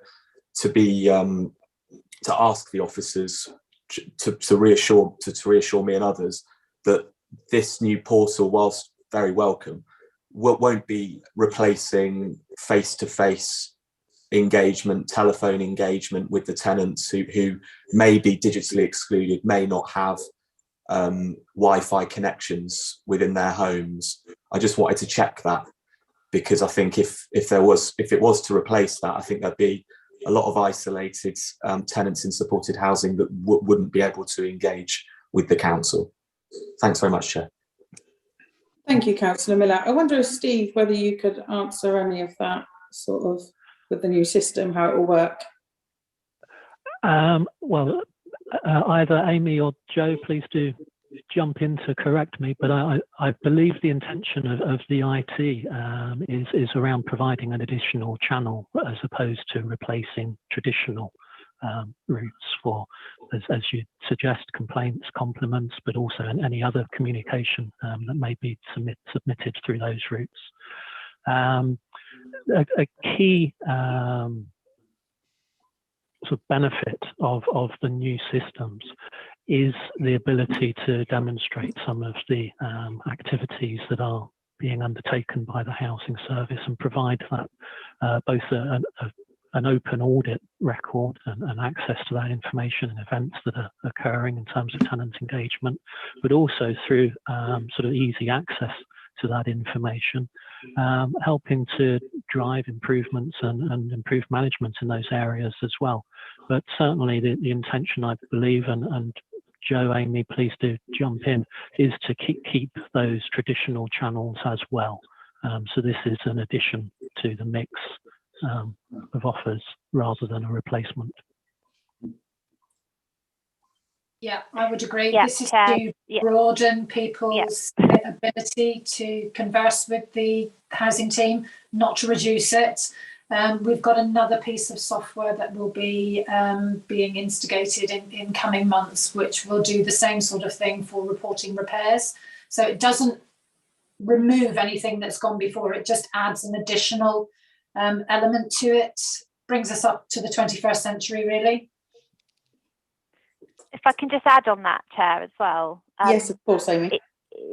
So absolutely take on board the points. But we've also got quite a good track history of helping with digital inclusion in some of this. So what we've often done in the past is we've had our mobile support officers sort of helping, run some sort of digital surgeries in some of our community centres with residents, with older residents who may have not been so used to tech. and they absolutely loved it. It's been a really, that they've wanted to embrace it, and we've been really happy to take them on that journey, because, as we say, we're not looking to replace this with anything, but in every area of our lives, now we have to interact digitally, whether we like it or not. And actually, unfortunately, a lot of people are being left behind. So there's always been a real appetite for it as a positive thing. So my proposal with this would be that when we are launching our portal, is that we actually have our officers out in the community. Obviously, the COVID has to be considered in terms of where we are, but we actually try and help and support a lot of our residents by going on that digital journey, because actually, I think sometimes we just think that they won't want to embrace it. Well, our experience is, they've absolutely loved it, and they've always asked when they can do more of it. So I accept that not everybody's in that position, of course, but I think we've even surprised ourselves with the sort of appetite for people wanting to get on the digital journey. So there's a good role that we can play in that. Lovely. Thank you very much, Amy. Councillor Miller, does that answer for you? Yeah. I just to explain further, there have been some companies and some government agencies which have gone through this transition. And we've seen, HMRC are probably a good example where basically it becomes very difficult to get in touch with them unless you've got a Wi-Fi connection. And I know of social housing tenants within Exmouth, that 2 or 3 of them that I've supported, and I totally agree with Amy. I think the majority will embrace this, and I really like the idea that the officers are going to be supporting the tenants with this new software. But there are a few that, for whatever you'll do, will never adapt or will not want to adapt. And I'm just desperate for them not to be left behind, because it's like the closure of the town hall has been really difficult for a few people who don't. There's one tenant in particular I know that doesn't even have a telephone and was used to actually going into the town hall to report concerns and can't do that anymore. So it's that kind of thing, and I just want to, and I'm really grateful for the answer that we are going to retain those traditional modes of communications for people. Thanks very much, Chair. Lovely, thank you very much, Councillor Miller. Next we go over to Sue Saunders, please. Yeah, I just want to say Paul is a soulmate. He thinks exactly like I do, except the fact that I don't appreciate modern technology. I hate it. I absolutely abhor it. I will not use it unless I am forced. I have daughters, I have grandchildren, I have great-grandchildren. They all adore using their whatever it's called. I don't even know what I'm looking at. It's a thing. I don't want to know what it's called. I've no interest in it whatsoever. So the fact that you can assure us that there is still going to be traditional contacts, then I will be happy, because it won't be for me through this machine, which has taken over everybody's lives. Sorry. It has, but you're doing a very good job today, Sue, and you're here with us, which is brilliant. So well done. I do when I've got to, but not from choice. That is still very good. Well done. So I don't have any more hands raised for any more questions. So do we have Chair, sorry, Chair, it's Rebecca. Yes, all right. Sorry to interrupt. Yes, we've got some slightly rejig wording for the recommendation, in part because we don't tend to note matters now with the senior officer decision process.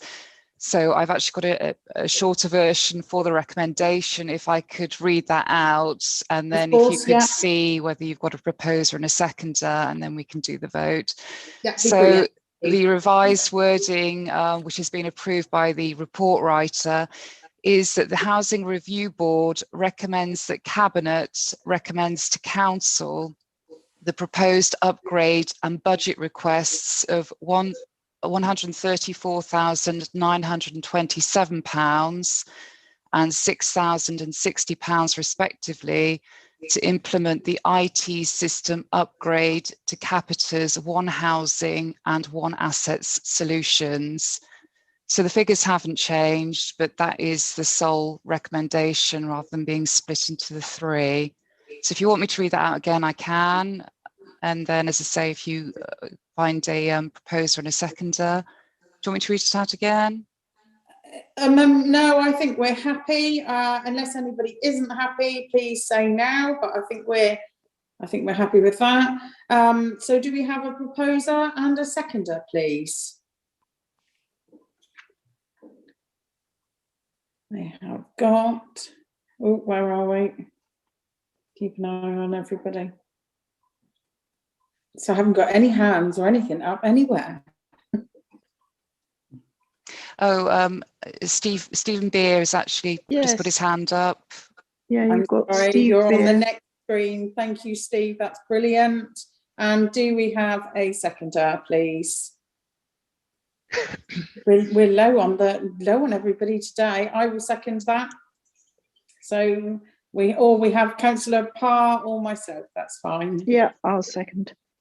Thank you. Okay, if you'd like to go ahead then and vote, green for yes, red for no, and electronic hand to abstain.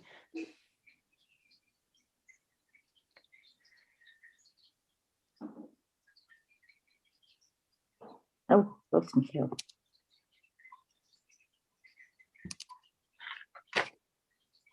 Are you abstaining, Sue?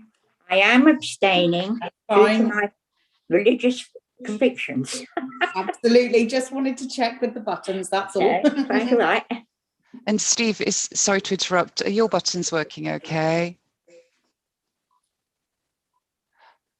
You're on mute at the moment.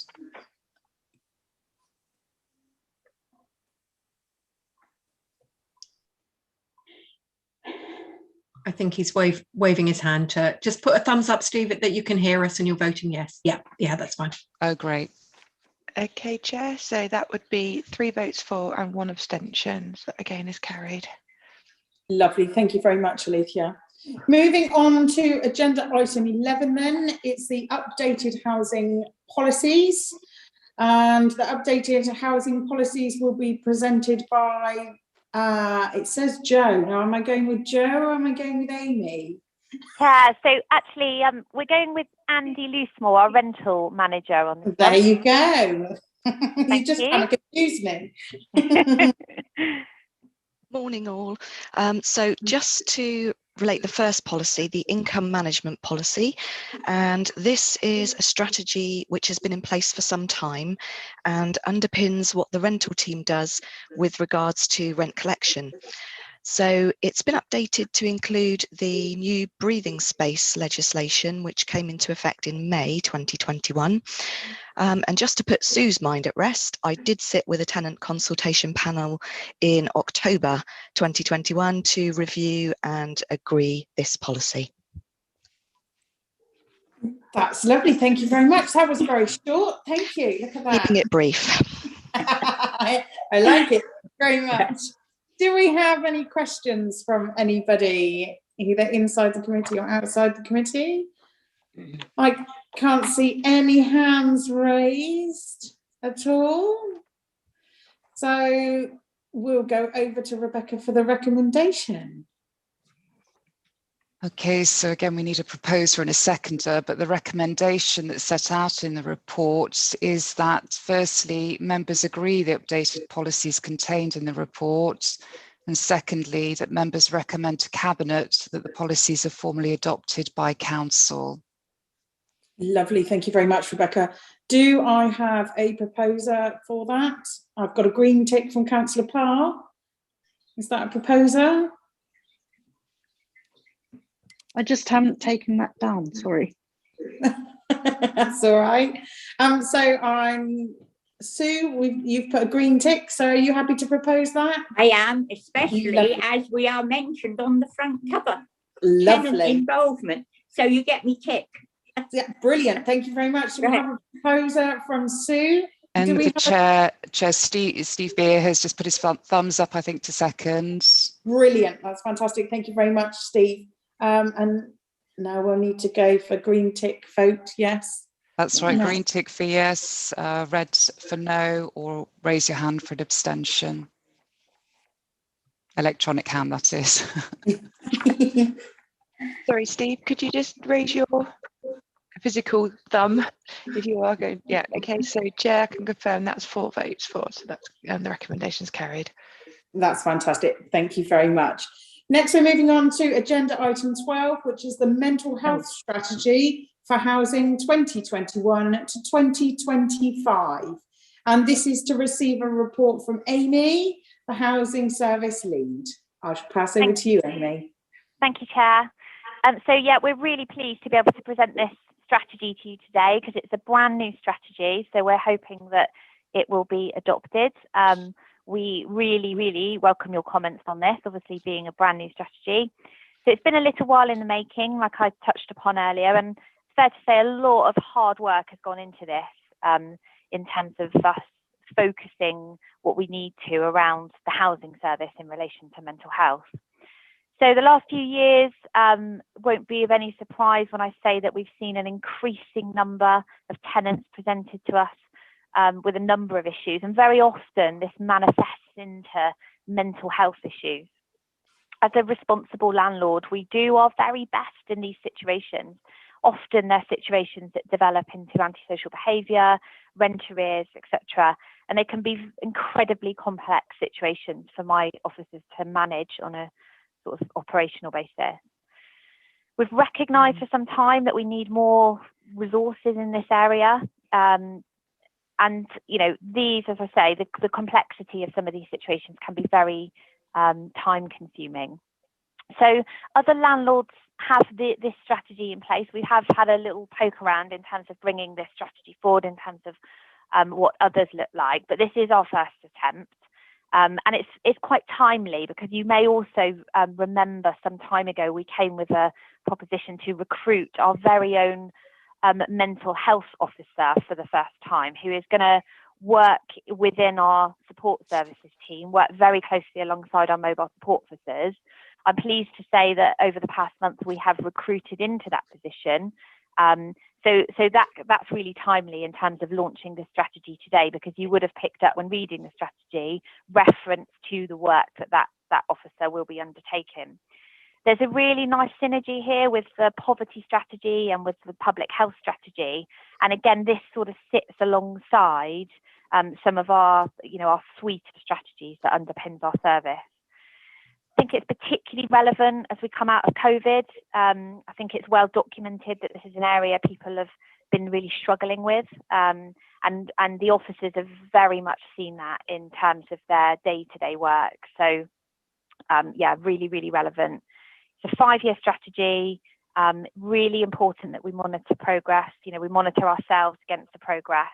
There are a number of key objectives in the strategy which you will see that we will be working towards.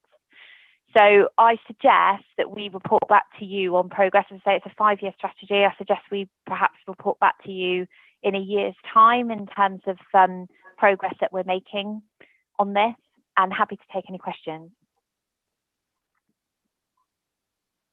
Thank you very much, Amy. That's brilliant. Any questions from anybody? Oh, I see a couple of people, new people. Welcome to Councillor Arnott as well. If you'd like to speak first.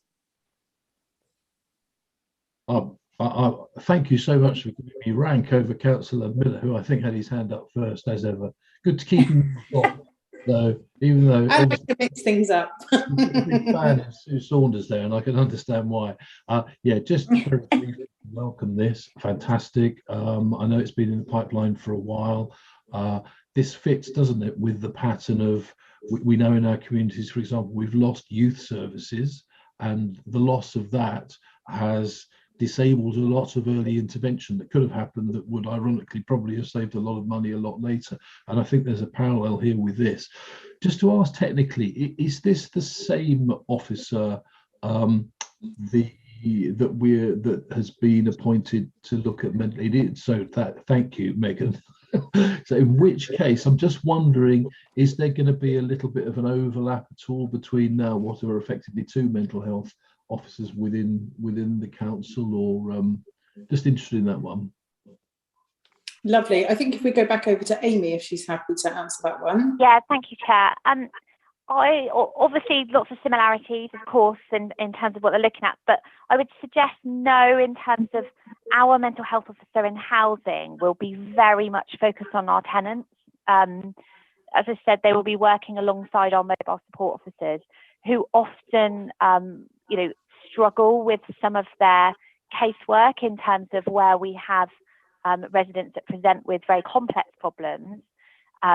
We have found over the last few years a sort of diminishing support in terms of other agencies, and often we're stuck in a position where we don't know where to go to ensure that that resident is being supported. So this is where our officer will come in terms of that sort of more intense support that's required. So they will be very focused on our residents, which I think is different to the other role, which I understand is going to look more corporately across the council. So I think there is quite a difference there. Obviously, I'm quite new in again with this, so I'll just defer perhaps over to Jo just to confirm my answer on that, please. Yes, that's absolutely correct. Yeah. Yeah, the person that we've just appointed is to work almost solely with our tenants, but also to support officers in dealing with issues they come across when chatting with tenants. Sorry, Paul, I cut you off there. Oh, no, I should have gone through the chair. I don't have any right to speak. I don't know what I'm doing. Welcome to the club. To ask John to it would be really nice at some point if as a council with these two roles, it'd be quite nice to make the public aware of that in due course at an appropriate moment. But it's a proud moment. Fantastic. Well done. Thank you. Lovely. Thank you. Thank you, Councillor Arnott. Next, we move over to Councillor Miller, please. Yeah, thank you, Chair. And I completely agree with what Councillor Arnott just said. I think it's hugely important that this goes out publicly. It's a significant achievement that we have a mental health strategy for our tenants. I really welcome the point here that part of the strategy of developing working relationships with GPs, primary care teams and the community mental health teams, one of which based at St John's Court in Exmouth, another in Honiton. I mean, sometime before I became a councillor, I suffered with an anxiety disorder and was referred to St John's Court in Exmouth. And I got the most amazing help in terms of cognitive behavioural therapy, which has helped me ever since. It's a brilliant service they provide to people and will be very helpful to tenants and people who find themselves in a homelessness situation. I have a separate question, which is on the issue of supported housing. I think I'm right in saying, Jo or Amy will correct me if I'm wrong, that supported housing isn't subject to right to buy. It's protected. You don't lose it if you invest in it. We don't have anything in this strategy, probably rightly because it's focused very much on mental health, and this might be elsewhere in our council priorities. So forgive me if I'm wrong or if I haven't seen it. But are we looking as a council at all to increase the number of supported housing stock? In this strategy, we acknowledge the number of people locally that come to us with a history of mental health issues. And I just wondered whether that's part of our priority at all of increasing our stock of supported housing specifically. Thanks, Chair. Lovely. Thank you very much, Councillor Miller. I don't know, Jo, would you like to answer that one? Yeah, I'll kind of give it a go. I know I've had discussions with Paul about this in the past. I think that it's a little difficult. I would agree, absolutely, actually. I think we know that we have significant numbers of tenants within our general needs accommodation that at various times in their life will have some sort of mental health crisis. However, that doesn't necessarily mean that somebody needs to live in a supported housing environment. So I suspect that probably the best way around that for us, and certainly something that we've been having discussions about for some time, is how we could perhaps have a floating support service that we could utilise in those instances. I understand the point about, you know, our supported / sheltered stock is protected from right to buy.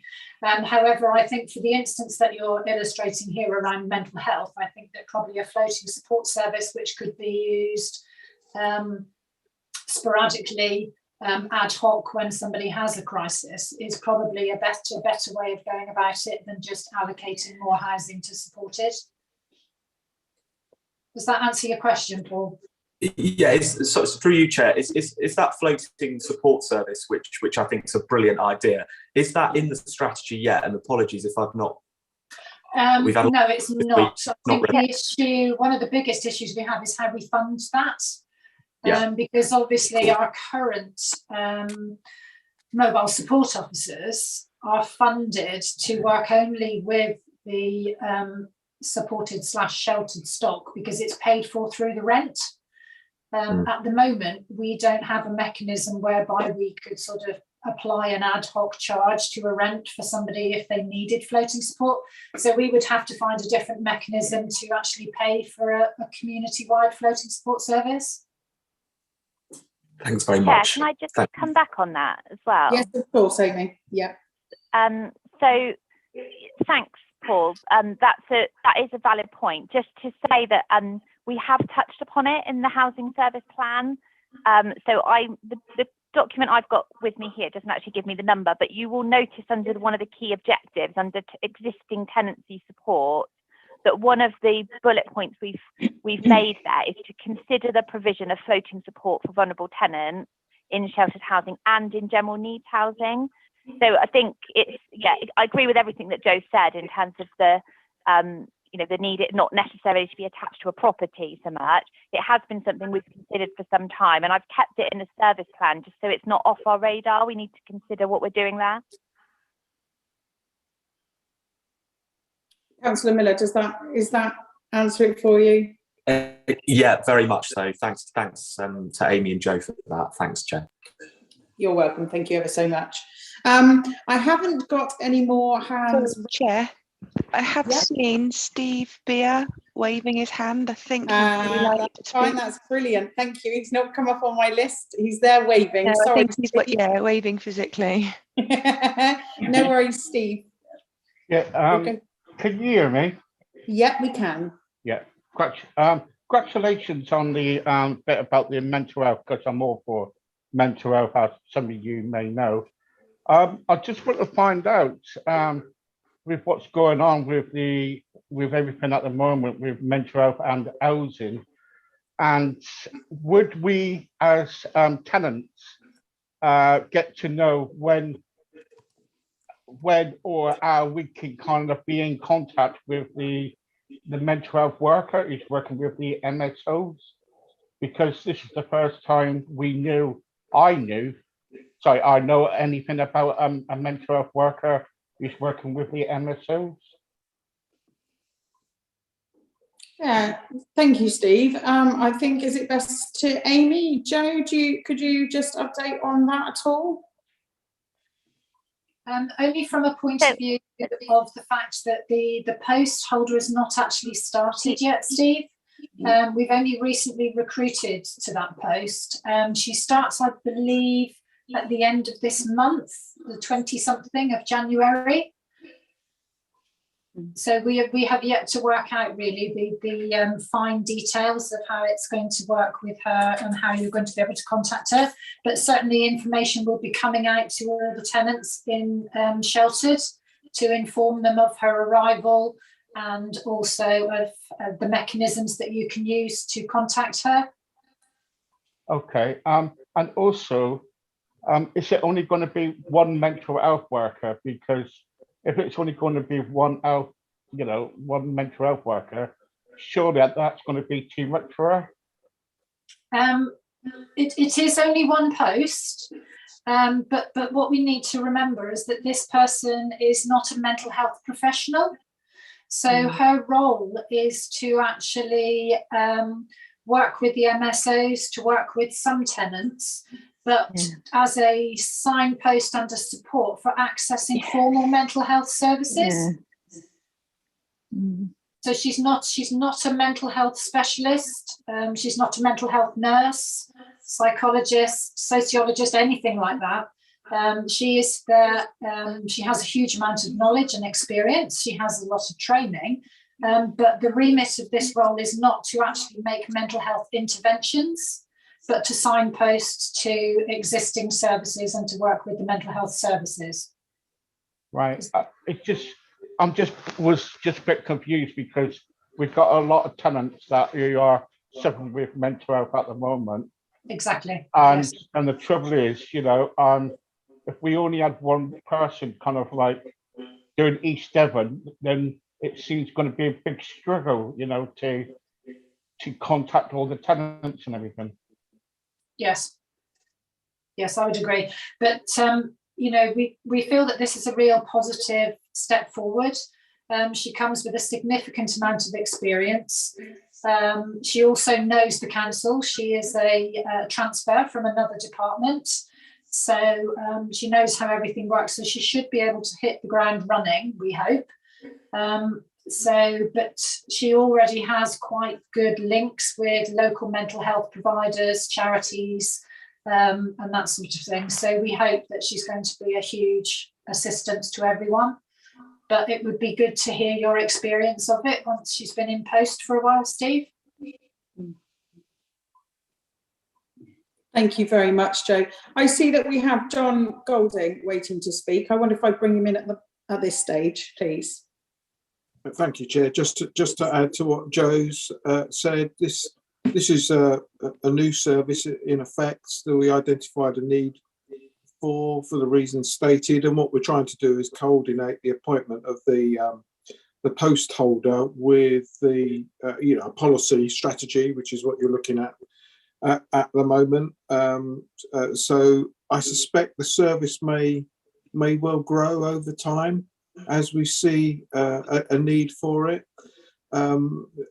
We've seen a need for it over a number of years, and the need has grown, and I suspect the service may well need to grow, particularly as some of the interventions that colleagues in health provide, the threshold seems to have increased year on year. So quite often, as a landlord, we're dealing with relatively low level mental health issues that often spill into antisocial behaviour, tenancy sustainment issues, those sorts of things. So those are some of the reasons why we put this in place. It's not surprising that Steve's not heard about it because it is brand new, and I think picking up on what the leader said, there is a good opportunity here for us to promote this. So do a press release on this, get it out there, make sure our tenants know about it, get it on our website, and then monitor quite carefully to see how it grows.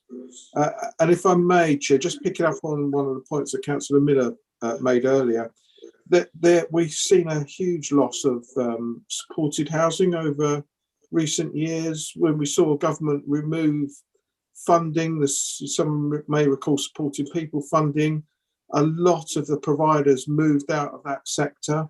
So there is, I would suggest, a desperate need for more supported housing. That might be floating support, that could be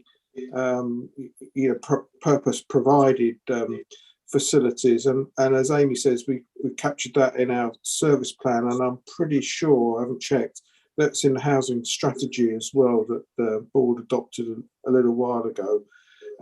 And it will help people that really struggle to live independently if we have more of that form of housing, so supported type housing. So I'm keen that we encourage our housing association partners, and where we see opportunities ourselves, to do more of that type of provision. Thank you for letting me comment, Chair. You're welcome, John. Thank you very much. Next I have on the list Vice Chair Sue Saunders. I feel I'm being a totally useless vice chair. We'll have to get together. Oh no, you're not. Far from it. I was actually on the consultation panel that dealt with this, so I can I can say that, you know, we did go through it very, very carefully, the strategy. One of my things about this is multi-occupancy buildings where they have some sort of live-in carer, you know, for people with, well, not severe mental health, but the need to be with other people. Multi-occupancy could be the answer. And also is working in hand with teams in the community that deal with people with mental health. My concern is that mobile support officers, etc., going from door to door, as they do, might not recognise the symptoms of mental health because it's not always obvious. And they could be putting themselves in danger, you know, if they actually miss something when they're visiting people. It's a worry of mine. I mean, I worked in care for 25 years, and totally innocuous people can turn within seconds into, you know, so you have to be careful that you're not putting them in danger by them having to go, you know, as an individual into somebody's house, because they've got to learn to recognise signs, and it's a dangerous thing. Anyway, and could I just mention that there are some typing errors on page 3 of the document, page 81. Sorry, just a little afterthought. But right, thank you very much, Sue. Yeah. Shall we bring Amy in quickly, who's waiting to speak? Yeah, I just wanted to come back on a couple of those comments, Chair, if I may. So you're absolutely right, Sue, in terms of the risk element for mobile support officers, that it's something that we obviously take very seriously. It's also something that's driven us to train our mobile support officers to a higher standard, if you like, in terms of their mental health awareness and the risks that they are dealing with on a day-to-day basis. And I'd say there's more work to do there as well. We've increased it, but it's something that we perhaps need to continue to make sure that we are training our mobile support officers to a certain level, but they're not specialist mental health, as you know, as numerous of us have said today. And I think you're right in terms of that joint working that we do. But the problem that we found increasingly also, and perhaps why we're in this situation, is that a lot of the other agencies and services have been depleted, funding has been taken away, and often we struggle to refer cases. So the bar has to be very, very high in terms of the level of mental health support that is required before often agencies will take our cases. So, you know, I know of many cases where we've been sort of continually trying to push that with other agencies. And I think, you know, as is symptomatic with many services now, they're inundated, they're under-resourced, you know, similar to us. And it does, you do therefore find that people do reach crisis point much quicker, and there are more people at that point because they're not being able to access that specialist report, that specialist support that they really need. An earlier stage. Still ongoing concern. Yeah. Okay, thank you. Thank you very much, Amy. Next we have Councillor Parr to speak, please. Yes, only to say I think this is absolutely excellent, and I imagine this person's role, as has been said, will be as a link person with huge knowledge who can sort of be the person that knows where the other help may be. And obviously it's an enormous problem that it's not just dreadful for the person who's unwell, but it's extremely difficult for everyone around them. So I think this is extremely important. What does 7.3 mean? And the finances that follow there? Shall we go to Amy, Joe, John? Yeah, I'm Amy. just trying to find. I'm That's sorry. all right. I've got a lot of resolutions here. I'll just turn my camera off. It's so I can get more page documents there. 21 right at the end, 7.3 in the summary. So you're describing the mental health practitioner.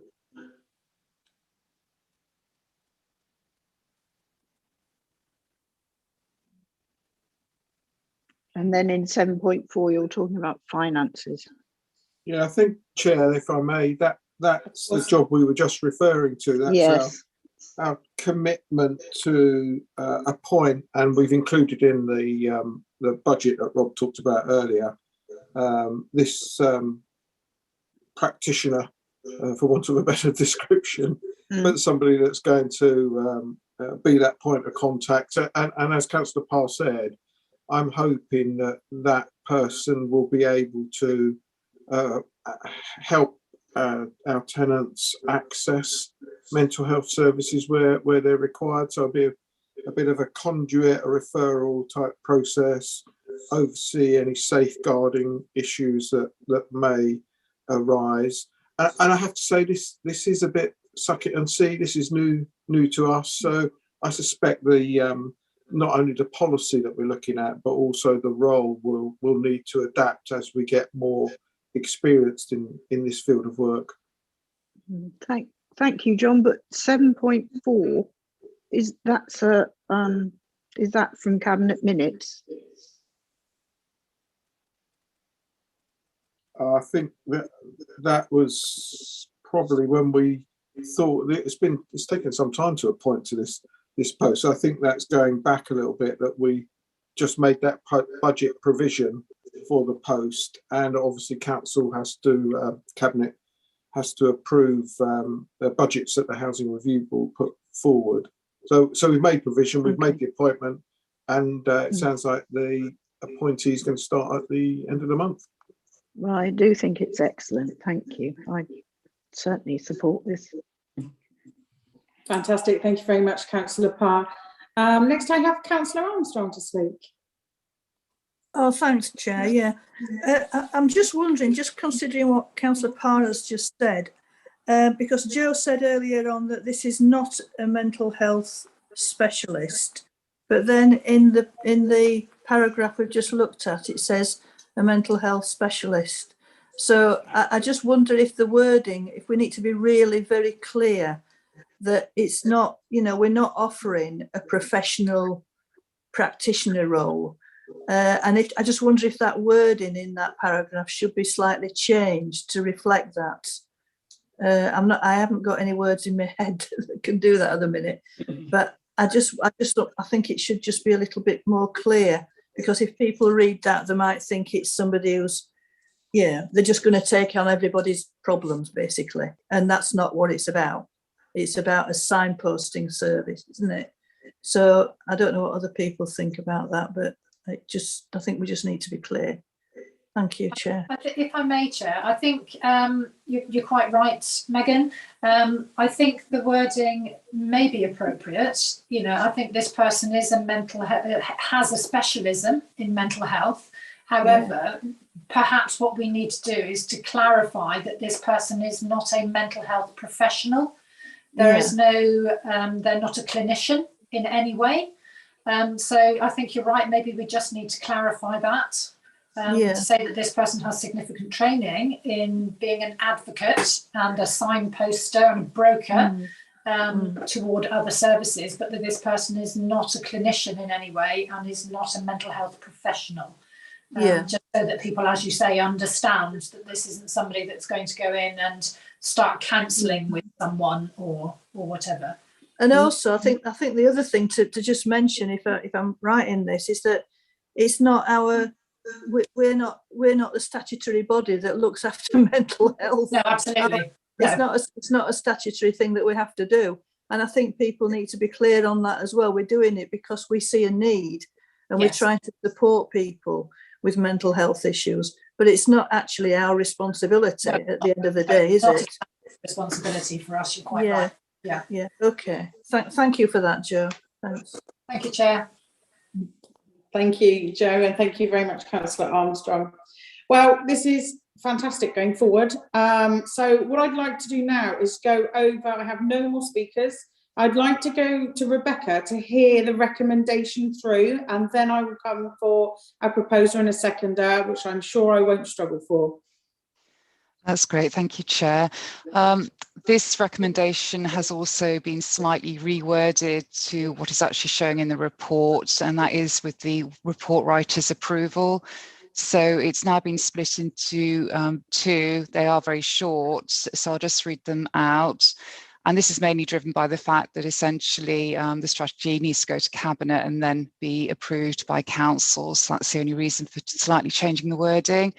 So the recommendation would read as follows. Firstly, that members agree the updated policies detailed in this report.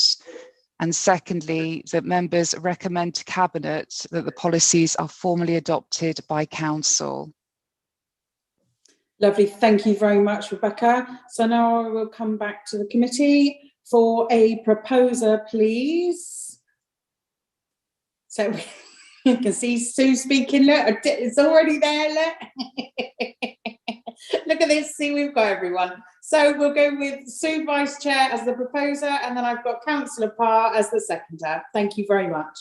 So, sorry, Chair, can I just interrupt before you take the... Can we just sort of include in that the sort of amended wording that we've just talked about the actual wording in that paragraph?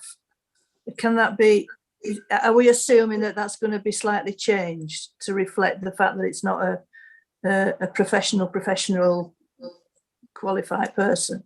Yeah, we've got Ron nodding head there. Yep, thumbs up. I just didn't want to get that forgotten, really. No, we're not. Yeah. Okay.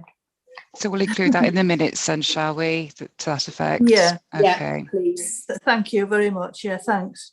If everybody agrees, I'm not on the committee. I'm sorry. I'm just. That's right. It's a very important subject. So no, it's great to air everything and any questions. Hence why I've gone backwards and forwards from committee to non-committee, because it's really important to get everybody's views, questions, challenges across on this, so we get it right. Something we definitely want to be, you know, striving ahead and doing really well in. So yeah, brilliant. Thank you very much. So now we need to go to the vote, please. Yep. So that green tick for agreeing, red cross I think it is for saying no, and abstention is the electronic hands. Okay, Chair, I can't see Stephen Beer on my screen at the moment, but nor can I. Red, which actually, Stephen, are you there? Let's make sure Stephen is present so that we're correct. Yeah, I was just going to say that might be an issue if he's not. Yeah, he's showing in the participant list, but not. I can't see his name across the top of my screen. He's showing on my gallery view, but it's camera off and muted. Okay. Yeah. So sorry, Steve, could you just see if you can indicate, either put your camera on or unmute, just to indicate that you're actually present for the vote?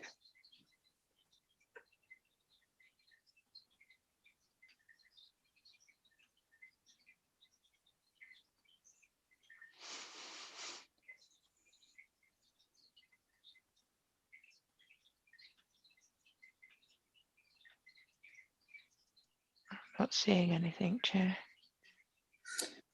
Do we, if we're not getting anything from him, do we have a contact number for him, Alethea, just to see if we could give him a call if he's having some issues? Because we just need to confirm if he was present for obviously the whole of the discussion for the vote, because of the quorum.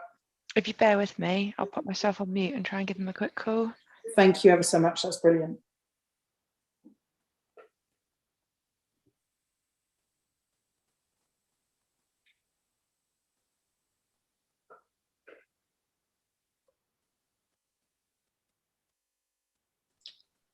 Chair, do you perhaps want to just adjourn for a couple of minutes and let everybody have a break? Yeah, of course. Yeah, absolutely. So it's what, 22 minutes past. Do we want to come back at 12:30? That gives everyone 8 minutes or so to grab a quick drink or a comfort break. Thank you. Thank you. Lovely. See everybody at 12:30.